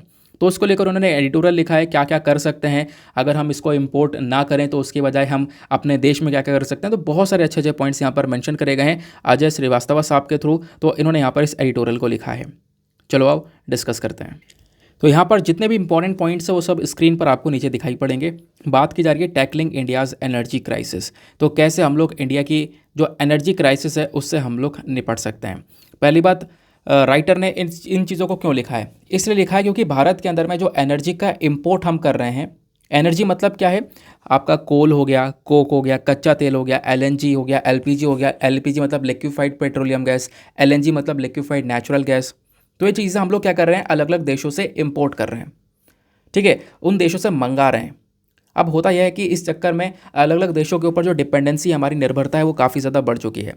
तो इंडिया का जो एनर्जी इंपोर्ट है ना, ये साल 2023 में यानी इसी साल बढ़ जाएगा 43.6% से, ऐसा यहाँ पर एक अंदाज़ा लगाकर बताया जा रहा है। तो इसके चक्कर में डायरेक्टली हमारे ऊपर ही असर पड़ता है ना, हमारा इंपोर्ट बिल भी बढ़ जाता है। तो हमें क्या करने की ज़रूरत है, इस इंपोर्ट को कम से कम करने की ज़रूरत है, अपने पैरों पर खुद खड़ा होने की आवश्यकता है, ऐसा यहाँ पर राइटर का कहना है। और बोलते हैं राइटर यह है कि अगर जिस तरीके से आज हम इंपोर्ट कर रहे हैं और उस तरीके से आगे भी इंपोर्ट करते चले गए, तो इसमें कोई बड़ी बात नहीं है कि दिसंबर 2026 तक हम $1 ट्रिलियन से ज़्यादा पैसा खर्च रहे होंगे इन्हीं चीज़ों को इंपोर्ट करने में। तो आप इमेजिन कर सकते हो इतना पैसा, $1 ट्रिलियन पैसा हम बाहर दे रहे होंगे अलग अलग देशों को ये एनर्जी इंपोर्ट करने के लिए। तो इससे यहाँ पर डेफिनेटली एक इम्पैक्ट पड़ेगा। तो इसी के बेसिस पर राइटर बोलते हैं कि इंडिया इस इंपोर्ट बिल को कम कर सकता है, कट डाउन कर सकता है। कैसे भाई, इंडिया के अंदर में भी ऑयल फील्ड्स हैं, भारत में भी बहुत सारी ऑयल फील्ड्स हैं, भारत में भी कोयला मिलता है, उसके आउटपुट को बढ़ाना होगा, ऑयल फील्ड्स को और एक्सप्लोर करना होगा, एक्सप्लोर करने की जो अपनी ताकत है वो और ज़्यादा बढ़ानी होगी, थोड़ा काम करना होगा। लेकिन ये काम अगर कर लिया जाए तो डेफिनेटली इंपोर्ट बिल को कम किया जा सकता है। अब वो कैसे किया जाएगा आगे डिस्कस करेंगे। पहले राइटर ने एक पॉइंट उठाया है, इन्होंने ये बोला है कि क्या क्या कारण हम लोगों को नज़र आते हैं जिसकी वजह से इंडिया में जो एनर्जी सोर्सेस हैं इसके दाम बढ़ते चले जा रहे हैं। एनर्जी सोर्सेज समझ रहे हो ना, कोयला, कोक, जो मैंने अभी आपको थोड़ी देर पहले बताया, तो इसके दाम क्यों बढ़ रहे हैं, एलपीजी वगैरह के दाम क्यों बढ़ रहे हैं, इसके पीछे का रीज़न क्या है वो हम लोग समझते हैं। पहली चीज़, disruption of oil supply chain, यानी कि अगर हम लोग कच्चे तेल की बात कर लें तो भाई बहुत प्रॉब्लम्स आई, कोविड-19 पैंडेमिक आया, दुनिया भर में टेंशंस हो गई, जियोपॉलिटिकल टेंशंस, जियोपॉलिटिकल टेंशन्स कैसी, रशिया के ऊपर यूएस ने सैंक्शंस लगा दिए क्योंकि यह रशिया ने यूक्रेन के ऊपर अटैक किया। तो ये इश्यूज यहाँ पर चल रहे हैं। इसके चक्कर में दुनिया भर में जो कच्चे तेल की सप्लाई होनी चाहिए वो सप्लाई प्रॉपर हो नहीं पाई, क्योंकि रशिया यूक्रेन भी बहुत सारा तेल सप्लाई करते हैं इंटरनेशनल लेवल पर। तो इसके चक्कर में क्या हुआ, लोगों के लिए यहाँ पर एक दूसरा जो एनर्जी का सोर्स है उसकी डिमांड बढ़ने लगी कि भाई तेल नहीं तो कुछ और चीज़ चाहिए हमें, लेकिन सपोर्ट करने के लिए कुछ तो चाहिए होगा। तो एक चीज़ तो यहाँ पर ये रही जिसके चक्कर में एनर्जी के दाम बढ़ते हुए नजर आए। दूसरा रीज़न यहाँ पर राइटर बोलते हैं वो है यूएस और सऊदी अरेबिया की जो 1970 की डील थी वो अभी कमज़ोर हो चुकी है। यूएस और सऊदी अरेबिया 1970 में एक डील कर चुके थे जहां पर अमेरिका पूरी तरह से सऊदी अरेबिया के जो तेल है उसके ऊपर विश्वास कर रहा था, उससे यहाँ पर ये मंगा रहा था। लेकिन अभी रिसेंटली क्या हुआ है, अमेरिका खुद अपने आप को इंडिपेंडेंट करना चाहता है, एनर्जी इंडिपेंडेंट, एनर्जी के मामले में किसी पर विश्वास नहीं करना चाहता। इस चक्कर में यहाँ पर कह सकते हो कि सऊदी अरेबिया और यूएस का जो ये डील है इसको लेकर जो इनके रिलेशन है वो काफ़ी कमज़ोर हो चुके हैं। उसके बाद में तीसरा रीज़न आपको देखने को मिलेगा, जो भी डेवलप्ड कंट्रीज़ हैं, जो विकसित देश हैं, जो ऑलरेडी यहाँ पर विकास कर चुके हैं, डेवलप्ड लेवल पर पहुँच चुके हैं, वहाँ पर महंगाई चल रही है आज के समय पर। वहाँ पे ऑयल, कोल, एनर्जी सोर्सेज के दाम बहुत ज़्यादा हैं, वहीं से चीज़ें तो आ रही हैं ज़्यादातर। तो उसका इम्पैक्ट यहाँ पर पूरे दुनिया भर पे देखने को मिल रहा है। एक और रीज़न जिसके चक्कर में एनर्जी प्राइसेस, मतलब जो एनर्जी के प्राइसेस हैं वो ज़्यादा नज़र आ रहे हैं। फिर एक चीज़ और है, यूएस ने यहाँ पर एक कोशिश की है एक अलग से सप्लाई चेन बनाने की, कि हम एक अलग से सप्लाई चेन बनाएंगे लेकिन उसमें चाइना को नहीं रखेंगे। तो इसका इम्पैक्ट भी यहाँ पर दुनिया भर के ऊपर पड़ रहा है। क्यों, यूएस ये चाह रहा है कि हम अलग से ग्रुप बनाएं, ठीक है, जो कि बहुत बड़े प्रोड्यूसर हों, एक्सपोर्टर हों, जो अलग अलग एनर्जी को लेकर काम करेंगे, लेकिन चाइना को नहीं रखेंगे। जबकि चाइना ही एक इम्पॉर्टेंट देश है पूरे दुनिया भर में, किस चीज़ के मामले में, जो हमारे क्रिटिकल मिनरल्स होते हैं, मेटल्स होते हैं, रेयर अर्थ मेटल्स होते हैं, इनकी आवश्यकता हर चीज़ में पड़ती है। तो ये जो चीज़ों का प्रोडक्शन है वो चाइना में सबसे ज़्यादा हो रहा है। तो चाइना एक बहुत बड़ा देश कह सकते हो जो कि एक्सपोर्ट कर सकता है बहुत सारी एनर्जी, उसी को यहाँ पर दूर रखा गया और उसको दूर रखकर यहाँ पर यूएस चाहता है एक सप्लाई चेन बनाना। तो कहीं ना कहीं कह सकते हो ये भी एक प्रॉब्लम क्रिएट करता हुआ नज़र आ रहा है। ये दुनिया भर की बात कर रही है हमने कि दुनिया भर में एनर्जी के दाम क्यों बढ़ रहे हैं। अब राइटर बोलते हैं कि इंडिया के अंदर में जो एनर्जी को लेकर क्राइसिस चल रहा है, इंडिया के अंदर में एनर्जी को लेकर जो प्रॉब्लम्स हैं उसको निपटाने के लिए या फिर कह सकते हो उससे लड़ने के लिए क्या क्या चुनौतियां हमें फेस करनी पड़ रही हैं, हम क्यों नहीं लड़ पा रहे हैं इन प्रॉब्लम से। उसके पीछे का पहला रीज़न है लिमिटेड एनर्जी रिसोर्सेज। पहली चुनौती यही है कि देखो इंडिया के अंदर में जो एनर्जी रिसोर्सेज है वो बहुत लिमिटेड है, एक सीमित मात्रा में। जो कोयला है, ऑयल है, गैस है, ये चीज़ बहुत सीमित लेवल पर है और इसकी चक्कर में हम लोग क्या करते हैं, इंपोर्ट के ऊपर डिपेंड हो जाते हैं। अलग अलग देशों से हम काफ़ी कुछ परचेज करते हैं। फॉर एग्जांपल आप देखो साल 2023 में लगभग कह सकते हो कि जो हम पेट्रोल इंपोर्ट करने वाले हैं वो 2010 बिलियन डॉलर तक का 210 बिलियन डॉलर तक का इंपोर्ट करने वाले हैं। और ऐसे ही हमारा लिक्विफाइड नेचुरल गैस है, लिक्विफाइड पेट्रोलियम गैस है। तो बहुत बहुत रुपया हमें खर्च करना पड़ेगा, मतलब बिलियंस ऑफ डॉलर्स खर्च करने पड़ेंगे, उसके बाद जाके हम लोग अपनी एनर्जी की जो पूर्ति है वो पूरी कर पाएंगे। तो हमारे देश के अंदर में ऑलरेडी बहुत सारे कोल रिजर्व्स हैं, कोयले के भंडार हमारे देश में भी हैं। प्रॉब्लम यह है कि वो लो क्वालिटी के हैं, इतनी अच्छी क्वालिटी उनकी नहीं है। यही एक सबसे बड़ी चुनौती है जिसकी वजह से हम अपने देश की एनर्जी क्राइसिस से नहीं निपट पा रहे हैं, उससे नहीं लड़ पा रहे हैं, ठीक है। और अगर कहीं पर क्वालिटी अच्छी भी है तो दिक्कत यह कि हम उसको एक्सट्रैक्ट नहीं कर पा रहे हैं, सही से निकाल नहीं पा रहे हैं। और इसी चक्कर में भारत ना कुछ ऑल्टरनेटिव सोर्सेज के ऊपर ध्यान दे रहा है। भारत चाह रहा है जब बात करेंगे एनर्जी की तो हमें सोलर एनर्जी की तरफ बढ़ जाना चाहिए, सूर्य की ऊर्जा का यूज़ करना चाहिए, विंड एनर्जी की तरफ बढ़ जाओ, हाइड्रो पावर की तरफ बढ़ जाओ। और इंडिया धीरे धीरे यहाँ पर इसकी तरफ आप कह सकते हो जो अपना झुकाव है वो लगातार दिखा भी रहा है। फिर नेक्स्ट जो चैलेंज हमारे एनर्जी क्राइसिस सेक्टर में दिख रहा है वो है पुअर एनर्जी इंफ्रास्ट्रक्चर। इंडिया का जो एनर्जी इंफ्रास्ट्रक्चर है वो इस लायक नहीं है कि भारत की बिजली की जो डिमांड है उसको पूरा कर सके। तभी आप देखोगे कई सारे राज्यों में बहुत सारे गांव ऐसे हैं जहां पर लंबे लंबे समय तक बिजली का कट डाउन रहता है, बिजली आती नहीं है। मतलब कहीं कहीं पर घंटों घंटों बिजली नहीं आती और कहीं कहीं पर कुछ दिन तक यहाँ पर बिजली नहीं आ पाती है। क्यों? क्योंकि बिजली बन रही है कोयले को जलाकर। और भारत में एनर्जी इंफ्रास्ट्रक्चर की इतनी अच्छी मात्रा में कह सकते हो अवेलेबिलिटी नहीं है, इसकी कमी काफ़ी ज़्यादा है। इस चक्कर में कभी कभी आप देखोगे जो ये पावर कट्स है वो बहुत बड़े लेवल पर होने लगते हैं, पूरे देश भर में होने लगते हैं। समझ में आया? तो इंडिया की जो पावर अवेलेबिलिटी है ना, ये कह सकते हो कि अगर है भी तो दिन में आपको थोड़ा बहुत बिजली मिल जाएगी, रात में मिलनी मुश्किल है। क्यों? क्योंकि हम लोगों ने सोलर एनर्जी की तरफ काफ़ी काम किया है। तो जो सूर्य की ऊर्जा है, जो सन की एनर्जी है, उससे हम बिजली का उत्पादन कर लेते हैं सोलर पैनल के माध्यम से, और दिन भर में हम इलेक्ट्रिसिटी दे सकते हैं। लेकिन रात में क्या होगा? क्योंकि सोलर एनर्जी कब तक यूज़ की जाएगी? जब तक यहाँ पर जो सूर्य है वो चमक रहा होगा। जो सूर्य है वो चमक रहा है, वो एनर्जी दे रहा है, तब तक आपको एनर्जी मिलती रहेगी, इलेक्ट्रिसिटी मिलती रहेगी। क्योंकि इलेक्ट्रिसिटी में यही चीज़, आप इलेक्ट्रिसिटी बनाओगे, तुरंत यूज़ करोगे, स्टोर करने की इतनी ज़्यादा कैपेसिटीज़ यहाँ पर होती नहीं है। ठीक है, अगर बैटरी में भी स्टोर करते हो तो कुछ समय बाद वो भी अपने आप डाउन हो ही जाती है। तो बात यहाँ पर यह की जा रही है कि चलो दोपहर का तो हम निपट डालेंगे, अब बताओ रात का क्या किया जाए?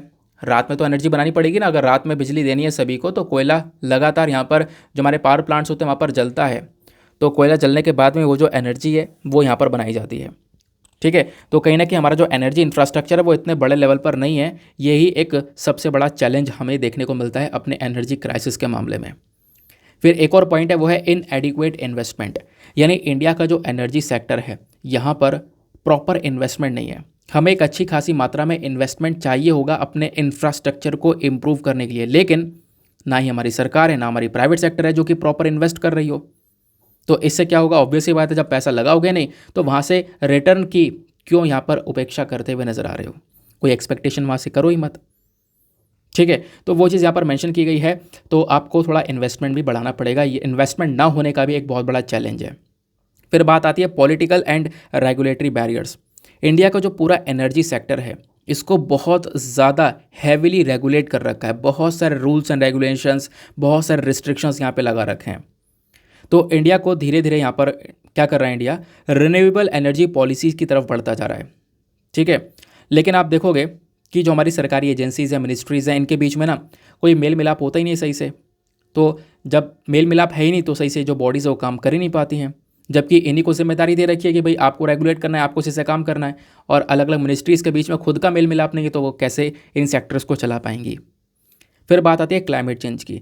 इंडिया में एक और सबसे बड़ी प्रॉब्लम है, देखो जो भी हम लोग यहाँ पर पोल्यूशन कर रहे हैं ना, ये दुनिया में बहुत बड़े लेवल पर इंडिया करने लगा है। तो दुनिया में आप कह सकते हो India green house gas emitter में एक लार्जेस्ट कंट्री में आता है, यानी कि सबसे ज़्यादा पोल्यूशन पैदा करने वाले देशों में उस लिस्ट में हम लोग आ रहे हैं। तो जो एनर्जी सेक्टर है हमारा, वो भी बेसिकली बहुत सारा जो पोल्यूशन है वो करता हुआ नज़र आ रहा है। तो जो क्लाइमेट चेंज है, क्योंकि जब पोल्यूशन होगा उससे क्लाइमेट चेंज होगा। क्लाइमेट चेंज मतलब टेम्परेचर तेज़ी से बढ़ेगा। टेम्परेचर बढ़ेगा तो इसका इम्पैक्ट हमारे वेदर्स पे पड़ता है। फ्लड्स आ गई या कहीं पर सूखा पड़ गया तो इसका असर भी हमारे एनर्जी सेक्टर के ऊपर डायरेक्टली पड़ता हुआ नज़र आता है। तो ये कुछ चैलेंजेस हैं जो कि इंडिया को एनर्जी क्राइसिस से लड़ने में कह सकते हो बहुत और प्रॉब्लम्स को बढ़ावा देते हुए नज़र आती हैं। अब सवाल यहाँ पर यह है कि इनका सोल्यूशन क्या हो सकता है। तो राइटर ने यहाँ पर कुछ सजेशन दिए हैं। पहला सजेशन ये है कि पहली चीज़ तो देखो, आपको जो इन्वेस्टमेंट करना है वो डोमेस्टिक एक्सप्लोरेशन पे करना है। यानी कि इंडिया को जो लोकल प्रोडक्शन है इसके ऊपर थोड़ा ज़्यादा जोर देना होगा, क्योंकि इंडिया के पास में पावर है, भारत के पास में हाइड्रोकार्बन के बहुत सारे रिजर्व्स हैं, लेकिन हम वहाँ पे प्रोडक्शन अभी तक नहीं कर रहे हैं। तो सरकार को कह सकते हो कि इंसेंटिव्स प्रोवाइड करवाने चाहिए कि जो जो व्यक्ति इस एरिया में इन्वेस्टमेंट करेगा, यहाँ से हाइड्रोकार्बन्स निकालेगा, एनर्जी को निकालेगा, उसको हम इंसेंटिव प्रोवाइड करवाएंगे। ऐसे हाइड्रोकार्बन के कई सारे बेसिन्स इंडिया में हैं, लेकिन कुछ ही पर प्रोडक्शन चल रहा है, और अभी बहुत सारे ऐसे जहाँ पर कोई प्रोडक्शन नहीं चल रहा है क्योंकि वहाँ पर प्रॉपर इन्वेस्टमेंट नहीं किया गया है। दूसरा कदम जो हमें उठाना चाहिए वो है कोयले की क्वालिटी को इम्प्रूव करना होगा।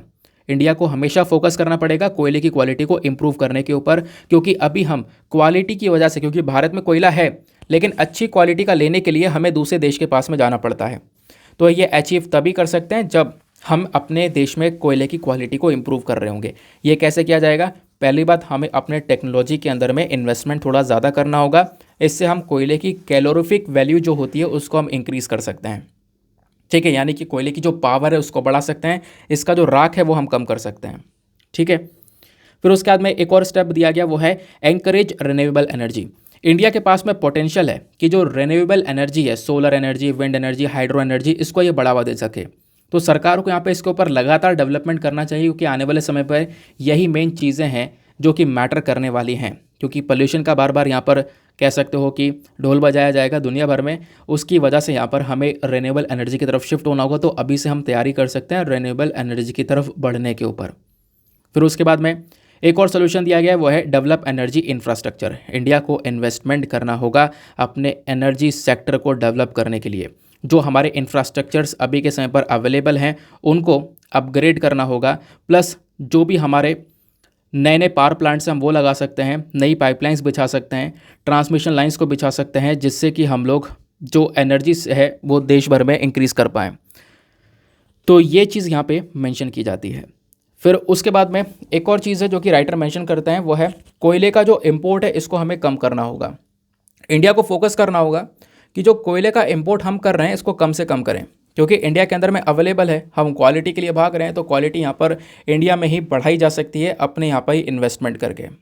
ठीक है, तो ये यहाँ पर हो जाती है बात। उसके बाद में ये हमारा आखिरी कदम है, यानी कि आखिरी सजेशन राइटर ने दिया है कि हम क्या कर सकते हैं, टेक्नोलॉजी का यूज़ करके कोयले की वैल्यू को इंक्रीज़ कर सकते हैं। अब इस पूरे एडिटोरियल के बेसिस पर ही आज का आपका मेंस का क्वेश्चन है, तो इसको अटेम्प्ट करने की कोशिश करना। बहुत इंटरेस्टिंग और इम्पॉर्टेंट आर्टिकल है। मेरी कोशिश यही होती है कि मैं ये बकवास एडिटोरियल छोड़कर हद से हद जो भी काम का हो सकता है एग्जामिनेशन के लिए, मैं वो चीज़ निकाल कर लेकर आऊँ, वो चीज़ आपको मैं प्रोवाइड करवाऊँ। ठीक है, समय थोड़ा ज़्यादा लगता है लेकिन कोई बात नहीं, चीज़ें वर्थ हैं जब ये एग्जामिनेशन के लिए इंपॉर्टेंट है उस पर्सपेक्टिव से। अब आज का मेंस का क्वेश्चन क्या बोलता है, what are the key challenges that need to be address in effectively tackling India's energy crisis and how can they overcome. यानी कि क्या क्या चुनौतियाँ, क्या क्या चैलेंजेस आपको देखने को मिल जाते हैं जो कि यानी जिन पर हमें ध्यान देना चाहिए, जिससे हम अपने इंडिया का जो एनर्जी क्राइसिस है उससे हम निपट सकें। तो कौन कौन सी परेशानियों के ऊपर हमें ध्यान देना चाहिए और उन परेशानियों को हम कैसे ओवरकम कर सकते हैं, कैसे उनको दूर किया जा सकता है, ये आपको समझाना है।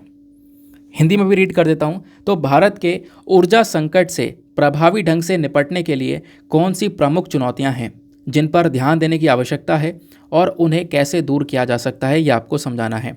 250 शब्दों में आंसर लिखना, और आंसर लिखने के बाद में कहाँ पर सबमिट करना है, टेलीग्राम पर जाना, वहाँ पे सर्च बॉक्स में लिखना Deepak Yadav education mains answer writing, आपको फुल फॉर्म लिखना है। मेरा टेलीग्राम चैनल मिलेगा, 50,000 से ज़्यादा लोग वहाँ पे जुड़े हुए हैं जो कि आंसर्स को लिख रहे हैं। आप भी अपने आंसर को लिखकर सबमिट कर सकते हो।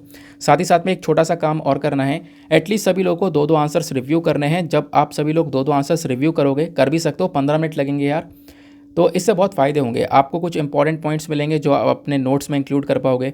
सामने वाले के आंसर में अगर कोई मिस्टेक होती है तो आप उनको बता सकोगे कि यहाँ पर आपको एक इम्प्रूवमेंट की आवश्यकता है। ठीक है, चलो आते हैं अगले एडिटोरियल पर। जो अगला एडिटोरियल है ये विवेक देबरॉय और आदित्य सिन्हा साहब ने लिखा है। कुछ खास चीज़ें नहीं हैं, लेकिन जो भी चीज़ें डिस्कस करनी है तो मैं आपको बता देता हूँ, फिर भी यहाँ पे काम में आ सकता है।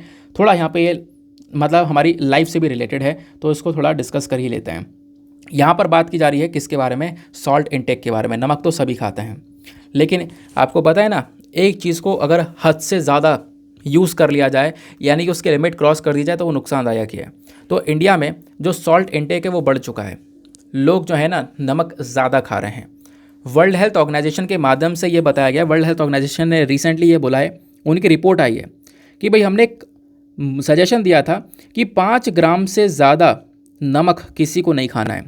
एक एडल्ट के लिए बता रहे हैं, एक एडल्ट के लिए 18 साल से जो ऊपर का व्यक्ति है उसका जो रोज़ का डेली का जो इंटेक होना चाहिए वो 5 ग्राम से ज़्यादा नहीं होना चाहिए। लेकिन इंडिया में लोगों का इंटेक 10 ग्राम से ज़्यादा है, यानी जितना रिकमेंडेशन WHO दे चुका है उससे दुगने से भी ज़्यादा हम नमक को खा रहे हैं। तो इसको कट डाउन करने की आवश्यकता है, नहीं तो बहुत सारी प्रॉब्लम्स ज़िंदगी में फेस करनी पड़ सकती हैं, ऐसा यहाँ पर राइटर मेंशन करते हैं। राइटर का कहना है लगातार कह सकते हो कंटिन्यूसली जो सॉल्ट का कंजम्पशन है वो बढ़ चुका है और इसका इम्पैक्ट बहुत ज़्यादा डेंजरस देख सकते हो। क्यों? क्योंकि अगर कोई व्यक्ति सोडियम का इंटेक ज़्यादा कर लेता है, नमक ज़्यादा खा लेता है, तो इससे हाइपरटेंशन, हार्ट डिसीज़ यानी दिल से संबंधित बीमारियाँ, स्ट्रोक, ये सारी प्रॉब्लम्स यहाँ पर बनती हुई नज़र आती हैं। और ये जो डेंजर्स है ना, कभी कभी इनका पता ही नहीं चलता। हम धीरे धीरे अपने बॉडी में ही यहाँ पर ये प्रॉब्लम्स बना लेते हैं, पता नहीं चलता। अचानक से यहाँ पर पता चलता है कि भाई ये जो इम्पैक्ट हुआ है बॉडी में, अब जो नुकसान हो चुका है, हमारा हार्ट बेकार हो चुका है, ये ज़्यादा सोडियम लेने की वजह से हुआ है। तो वर्ल्ड हेल्थ ऑर्गेनाइजेशन ने हाल ही में एक रिपोर्ट पब्लिश की है जिसका नाम है global report on sodium intake reduction. तो इस रिपोर्ट के अंदर में इन्होंने यहाँ पर दर्शाया है 94 कंट्रीज़ को, कि 194 कंट्रीज़ का डेटा यहाँ पे कलेक्ट किया गया और बोला कि सभी देश क्या कर रहे हैं, सोडियम इंटेक को बढ़ा चुके हैं और 2025 तक आप देख पाओगे सोडियम इंटेक और ज़्यादा बढ़ जाएगा। कुछ ही देश हैं जहाँ पर थोड़ा बहुत मेंटेन चल रहा है, अदरवाइज़ यहाँ पर सभी देशों के अंदर में जो नमक है वो ज़्यादा ही कंज्यूम किया जा रहा है। लेकिन इंडिया एक ऐसा कंट्री है जहाँ पर एक हद से ज़्यादा सोडियम का कंजम्पशन हो रहा है, ऐसा यहाँ पर बोला गया। तो वर्ल्ड हेल्थ ऑर्गेनाइजेशन ने मेंशन किया है कि देखो इंडिया का जो स्कोर है ना वो यहाँ पर 2 नंबर का रखा गया है। इसका मतलब यहाँ पर क्या है, इसका मतलब यहाँ पर यह है कि हमें जोर देना चाहिए कुछ और एफर्ट्स के ऊपर में, ताकि हम इस प्रॉब्लम को थोड़ा देख सकें, इस चिंता को थोड़ा टैकल कर सकें। नहीं तो फिर ये चिंता आने वाले समय पर एक बड़ी चिंता लोगों के लिए बन सकती है। अब सवाल यहाँ पर यह है कि सोडियम इंटेक को क्यों कम करना चाहिए, तो यहाँ पे राइटर मेंशन करते हैं रिड्यूसिंग सोडियम इंटेक। देखो ये इतना ज़रूरी क्यों है, ज़रूरी इसलिए है क्योंकि हमारे पास में प्रूफ हैं, एविडेंसेस हैं, रिपोर्ट्स हैं जो कि सीधा सीधा ये बताती हैं कि सोडियम ज़्यादा लेने की वजह से ब्लड प्रेशर इंक्रीज़ होने लगता है। आपके ब्लड प्रेशर के ऊपर में डायरेक्टली इम्पैक्ट पड़ता है अगर आप 5 ग्राम से ज़्यादा सॉल्ट डेली बेसिस पर ले रहे हो तो। और केवल ब्लड प्रेशर के ऊपर ही नहीं, स्ट्रोक आ सकता है, हार्ट से संबंधित बीमारियां आ सकती हैं, कार्डियोवास्कुलर डिजीजेस बनने लगती हैं, ठीक है, ज़्यादा लेने पर। और कम लेने पर फ़ायदे ही बहुत सारे हैं। फिर उसके बाद में यहाँ पर मेंशन किया गया दूसरा, राइटर बोलते हैं कि जो ब्लड प्रेशर का जो लेवल है ना, ये सबसे बड़ा फैक्टर है दिल की बीमारियों का। और ये कैसे हो रहा है, ये केवल और केवल नमक को ज़्यादा लेने की वजह से हो रहा है।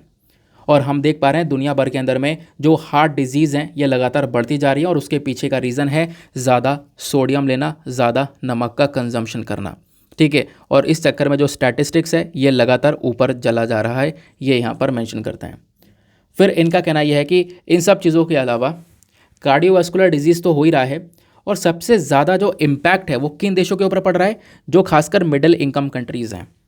कुछ ऐसे देश जहाँ पे लोगों की जो आय है वो ज़्यादा कोई बेहतर नहीं है, मिडिल इनकम कंट्रीज़ हैं, उनके ऊपर ज़्यादा इम्पैक्ट पड़ रहा है। और आप कह सकते हो कि लोगों को बीमारी जब हो जाती है तो ऑब्वियस ही बात है, खर्चा ही बहुत होता है ना, लोगों के ऊपर। यहाँ पे बेसिकली लोग हेल्थ के ऊपर खर्चा कर रहे हैं। इससे क्या हो रहा है, ओवरऑल देश की जो इकोनॉमी है उसी को यहाँ पर एक झटका लग रहा है, लोगों की जान भी चली जा रही है, इससे भी यहाँ पर इकोनॉमी के ऊपर इम्पैक्ट पड़ रहा है। तो बोला ये गया कि जो हमारी मिडिल इनकम कंट्रीज़ है ना, वो आने वाले समय पर ऐसे बहुत सारे लॉस को फेस करने वाली हैं। उनकी जो इकोनॉमी है वो बहुत ज़्यादा झटका फेस करने वाली है। इवन इंडियन इकोनॉमी भी यहाँ पर लगभग कह सकते हो 2012 से लेकर 2030 के बीच में $2 ट्रिलियन की जो इकोनॉमी है वो लॉस कर चुकी है, इसी कार्डियोवास्कुलर डिजीज़ की वजह से, इसी दिल से संबंधित बीमारियों की वजह से। इसका इम्पैक्ट डायरेक्टली हमारे अर्थव्यवस्था के ऊपर पड़ता हुआ नज़र आता है। और न केवल कार्डियोवास्कुलर डिजीज़, हाइपरटेंशन जैसी प्रॉब्लम जो है ना, ये भी बहुत ज़्यादा हैं, ठीक है। हाइपरटेंशन जैसी प्रॉब्लम का जो बर्डन है वो भी हमारे देश में ज़्यादातर नज़र आता है, ये यहाँ पर मेंशन किया गया। इवन इन चीज़ों के बाद में राइटर ने कुछ और रिपोर्ट्स का रेफरेंस लिया है, जैसे कि नेशनल फैमिली हेल्थ सर्वे का इन्होंने डेटा उठाया। नेशनल फैमिली हेल्थ सर्वे के अकॉर्डिंग भी अगर आप लोग बात करते हो तो इंडिया में हाइपरटेंशन बहुत ज़्यादा है, खासकर जो 15 साल के बच्चे हैं, 15 साल से ऊपर के बच्चे हैं, उनको सबसे ज़्यादा हाइपरटेंशन यहाँ पर नज़र आ रहा है, 15 साल से ऊपर के जो भी लोग हैं, ठीक है। और हाइपरटेंशन खासकर जो सदर्न इंडिया है हमारा, यानी साउथ वाला जो रीजन है, वहाँ पर ज़्यादातर हाइपरटेंशन आपको देखने को मिलेगा, खासकर साउथ वाले स्टेट्स के अंदर में, ठीक है। वो चीज़ यहाँ पर मेंशन की गई है। हालांकि यहाँ पर अब धीरे धीरे क्या हो रहा है, पंजाब, उत्तराखंड, ये जो नॉर्थ में है, यहाँ पर भी हाइपरटेंशन के केसेस इंक्रीज़ हो रहे हैं। और इसके पीछे का रीज़न है आपका सोडियम इंटेक। सोडियम इंटेक बहुत ज़्यादा इंक्रीज़ हो चुका है। अब उसके बाद क्या हुआ, यहाँ पे कुछ गवर्नमेंट इनिशिएटिव्स के बारे में राइटर ने मेंशन की है। राइटर यहाँ पर बोलते हैं कि देखो जो हमारी सरकार है ना, इन्होंने कई सारे प्रोग्राम चलाए जहाँ पर इंडियंस को एंकरेज किया गया, बोला गया कि भाई देखो सोडियम कंजम्पशन मत करो, इतना थोड़ा सा कम कर दो। इवन जो हमारा food safety standard authority of India है, FSSAI के जिसके नाम से हम लोग जानते हैं, इन्होंने ईट राइट इंडिया मूवमेंट भी चलाया, ताकि आप जो है जो भी खाना खा रहे हो सही खाना चूज़ कर सको, ताकि हम अपने देश का जो फूड सिस्टम है उसको चेंज कर सकें, ट्रांसफॉर्म कर सकें, उसको हेल्दी बना सकें। लोग यहाँ पर एक हेल्दी खाना को ज़्यादा प्रेफर करें, ज़्यादा चॉइस दें। और उसके अंदर इंडिया के अंदर में सोडियम इंटेक के ऊपर भी एक अच्छा खासा कह सकते हो कि फोकस किया गया था। एक कैंपेन चलाया गया था आज से थोड़ा कम करके, ठीक है। तो इंडिया का जो सोडियम इंटेक है ये कह सकते हो कहीं ना कहीं बहुत ज़्यादा अलर्ट पर इस पर रखना चाहिए। बहुत ज़्यादा यहाँ पर अलार्मिंग हाई लेवल पर ये देखने को मिलेगा। कुछ एविडेंस ये बताते हैं कि एवरेज बेसिस पर यानी कि डेली बेसिस पर भारत के अंदर में जो नमक का कंजम्पशन है वो 11 ग्राम से ज़्यादा है, जबकि 5 ग्राम से कम होना चाहिए डेली बेसिस पर। तो इंडिया को यहाँ पर एक अलग से ही एक नेशनल स्ट्रैटेजी की आवश्यकता है ताकि इस कंजम्पशन को थोड़ा कंट्रोल किया जा सके। अदरवाइज़ आने वाले समय पर हमारी इकोनॉमी को भी लॉस होगा, ह्यूमन का भी लॉस होता हुआ नजर आएगा। यहाँ पे हमारी जो सरकारें हैं, खासकर केंद्र सरकार है, राज्य सरकार है, ये सब आपस में कोलैबोरेट करके काम कर सकती हैं ताकि सोडियम इंटेक को कम किया जाए और इससे कई सारी होने वाली जो बीमारी हैं उसको कंट्रोल किया जा सके। तो ये था आज का हमारा पूरा का पूरा सेशन। आई होप गाइज आपको जो यहाँ पे क्लैरिटी है वो अच्छे से मिल चुकी है। जो इंपॉर्टेंट आर्टिकल्स थे वो हम लोगों ने यहाँ पर कवर कर लिए हैं। बस इतना ही पढ़ना होता है जितना मैं आपको बताता हूँ, उसके अलावा आपको कहीं पर कोई और दिमाग मारने की आवश्यकता नहीं है। एक छोटा सा आर्टिकल आपको यहाँ पर ये नजर आएगा, जो सूरत कोर्ट है, अभी सूरत कोर्ट ने यहाँ पर राहुल गांधी को बेल दे दी है, क्योंकि आपको पता है रिसेंटली जो पूरा केस हो गया था, 2 साल की सज़ा सुनाई थी, उसको लेकर अभी यहाँ पर इनको बेल मिल चुकी है क्योंकि इन्होंने अपील फाइल कर दी है। ठीक है ना, तो आगे देखते हैं एग्जैक्टली क्या होता है। बट अब आते हैं हम लोग अपने प्रीलिम्स वाले क्वेश्चन की तरफ। तो आपसे पूछा गया था इन तीनों स्टेटमेंट्स में से कौन सा स्टेटमेंट सही है, तो इसका सही उत्तर क्या होना चाहिए। इसका सही उत्तर है basically option number A. Option number A मतलब वन ओनली, यानी कि इंडिया में एक ही इकलौती सिटीजनशिप आपको देखने को मिलती है। आपको पता ही ना, नागरिकता एक ही रहती है। आप कहीं और की नागरिकता लोगे ऑटोमेटिकली आपकी इंडिया की जो नागरिकता है वो ख़त्म हो जाएगी। तो सिटीजनशिप भी एक ही होती है और जो आवास है, जो हमारा डोमिसाइल है, वो भी एक ही होता है। तो स्टेटमेंट 1 सही है। दूसरा स्टेटमेंट गलत है। दूसरा स्टेटमेंट बोलता है कि एक इंसान जो पैदा भारत में है वही केवल यहाँ पर प्रेसिडेंट बन सकता है, head of the state president को बोलते हैं। तो ऐसा नहीं है। ऐसा इसलिए नहीं है क्योंकि देखो प्रेसिडेंट जो होता है वो हमारे हेड ऑफ द स्टेट होते हैं। तो इंडिया में दोनों सिटीजन, जो पैदा हुआ है वो तो है ही, और जो कोई नेचुरलाइज सिटीजन है, दूसरी तरीके से यहाँ पर सिटीजनशिप उसको मिली है, तो वो भी यहाँ पर एलिजिबल है प्रेसिडेंट के लिए, वो भी यहाँ पर प्रेसिडेंट बन सकता है। इस वजह से स्टेटमेंट 2 हमारा हो जाता है रॉन्ग। थर्ड स्टेटमेंट देखो कि एक फॉरेनर है, एक बाहर का कोई व्यक्ति है, उसको यहाँ पर एक बार नागरिकता दे दी गई, तो क्या उसकी नागरिकता नहीं छीनी जा सकती किसी भी कंडीशन में? ऐसा तो कुछ है ही नहीं। अब मान लो कोई बाहर का व्यक्ति है, उसको इंडिया की नागरिकता मिल गई है, अब वो इंडिया के खिलाफ ही कुछ काम करे तो भाई उसकी नागरिकता छीन ली जाएगी। तो इस वजह से स्टेटमेंट 2 हमारा रॉन्ग है।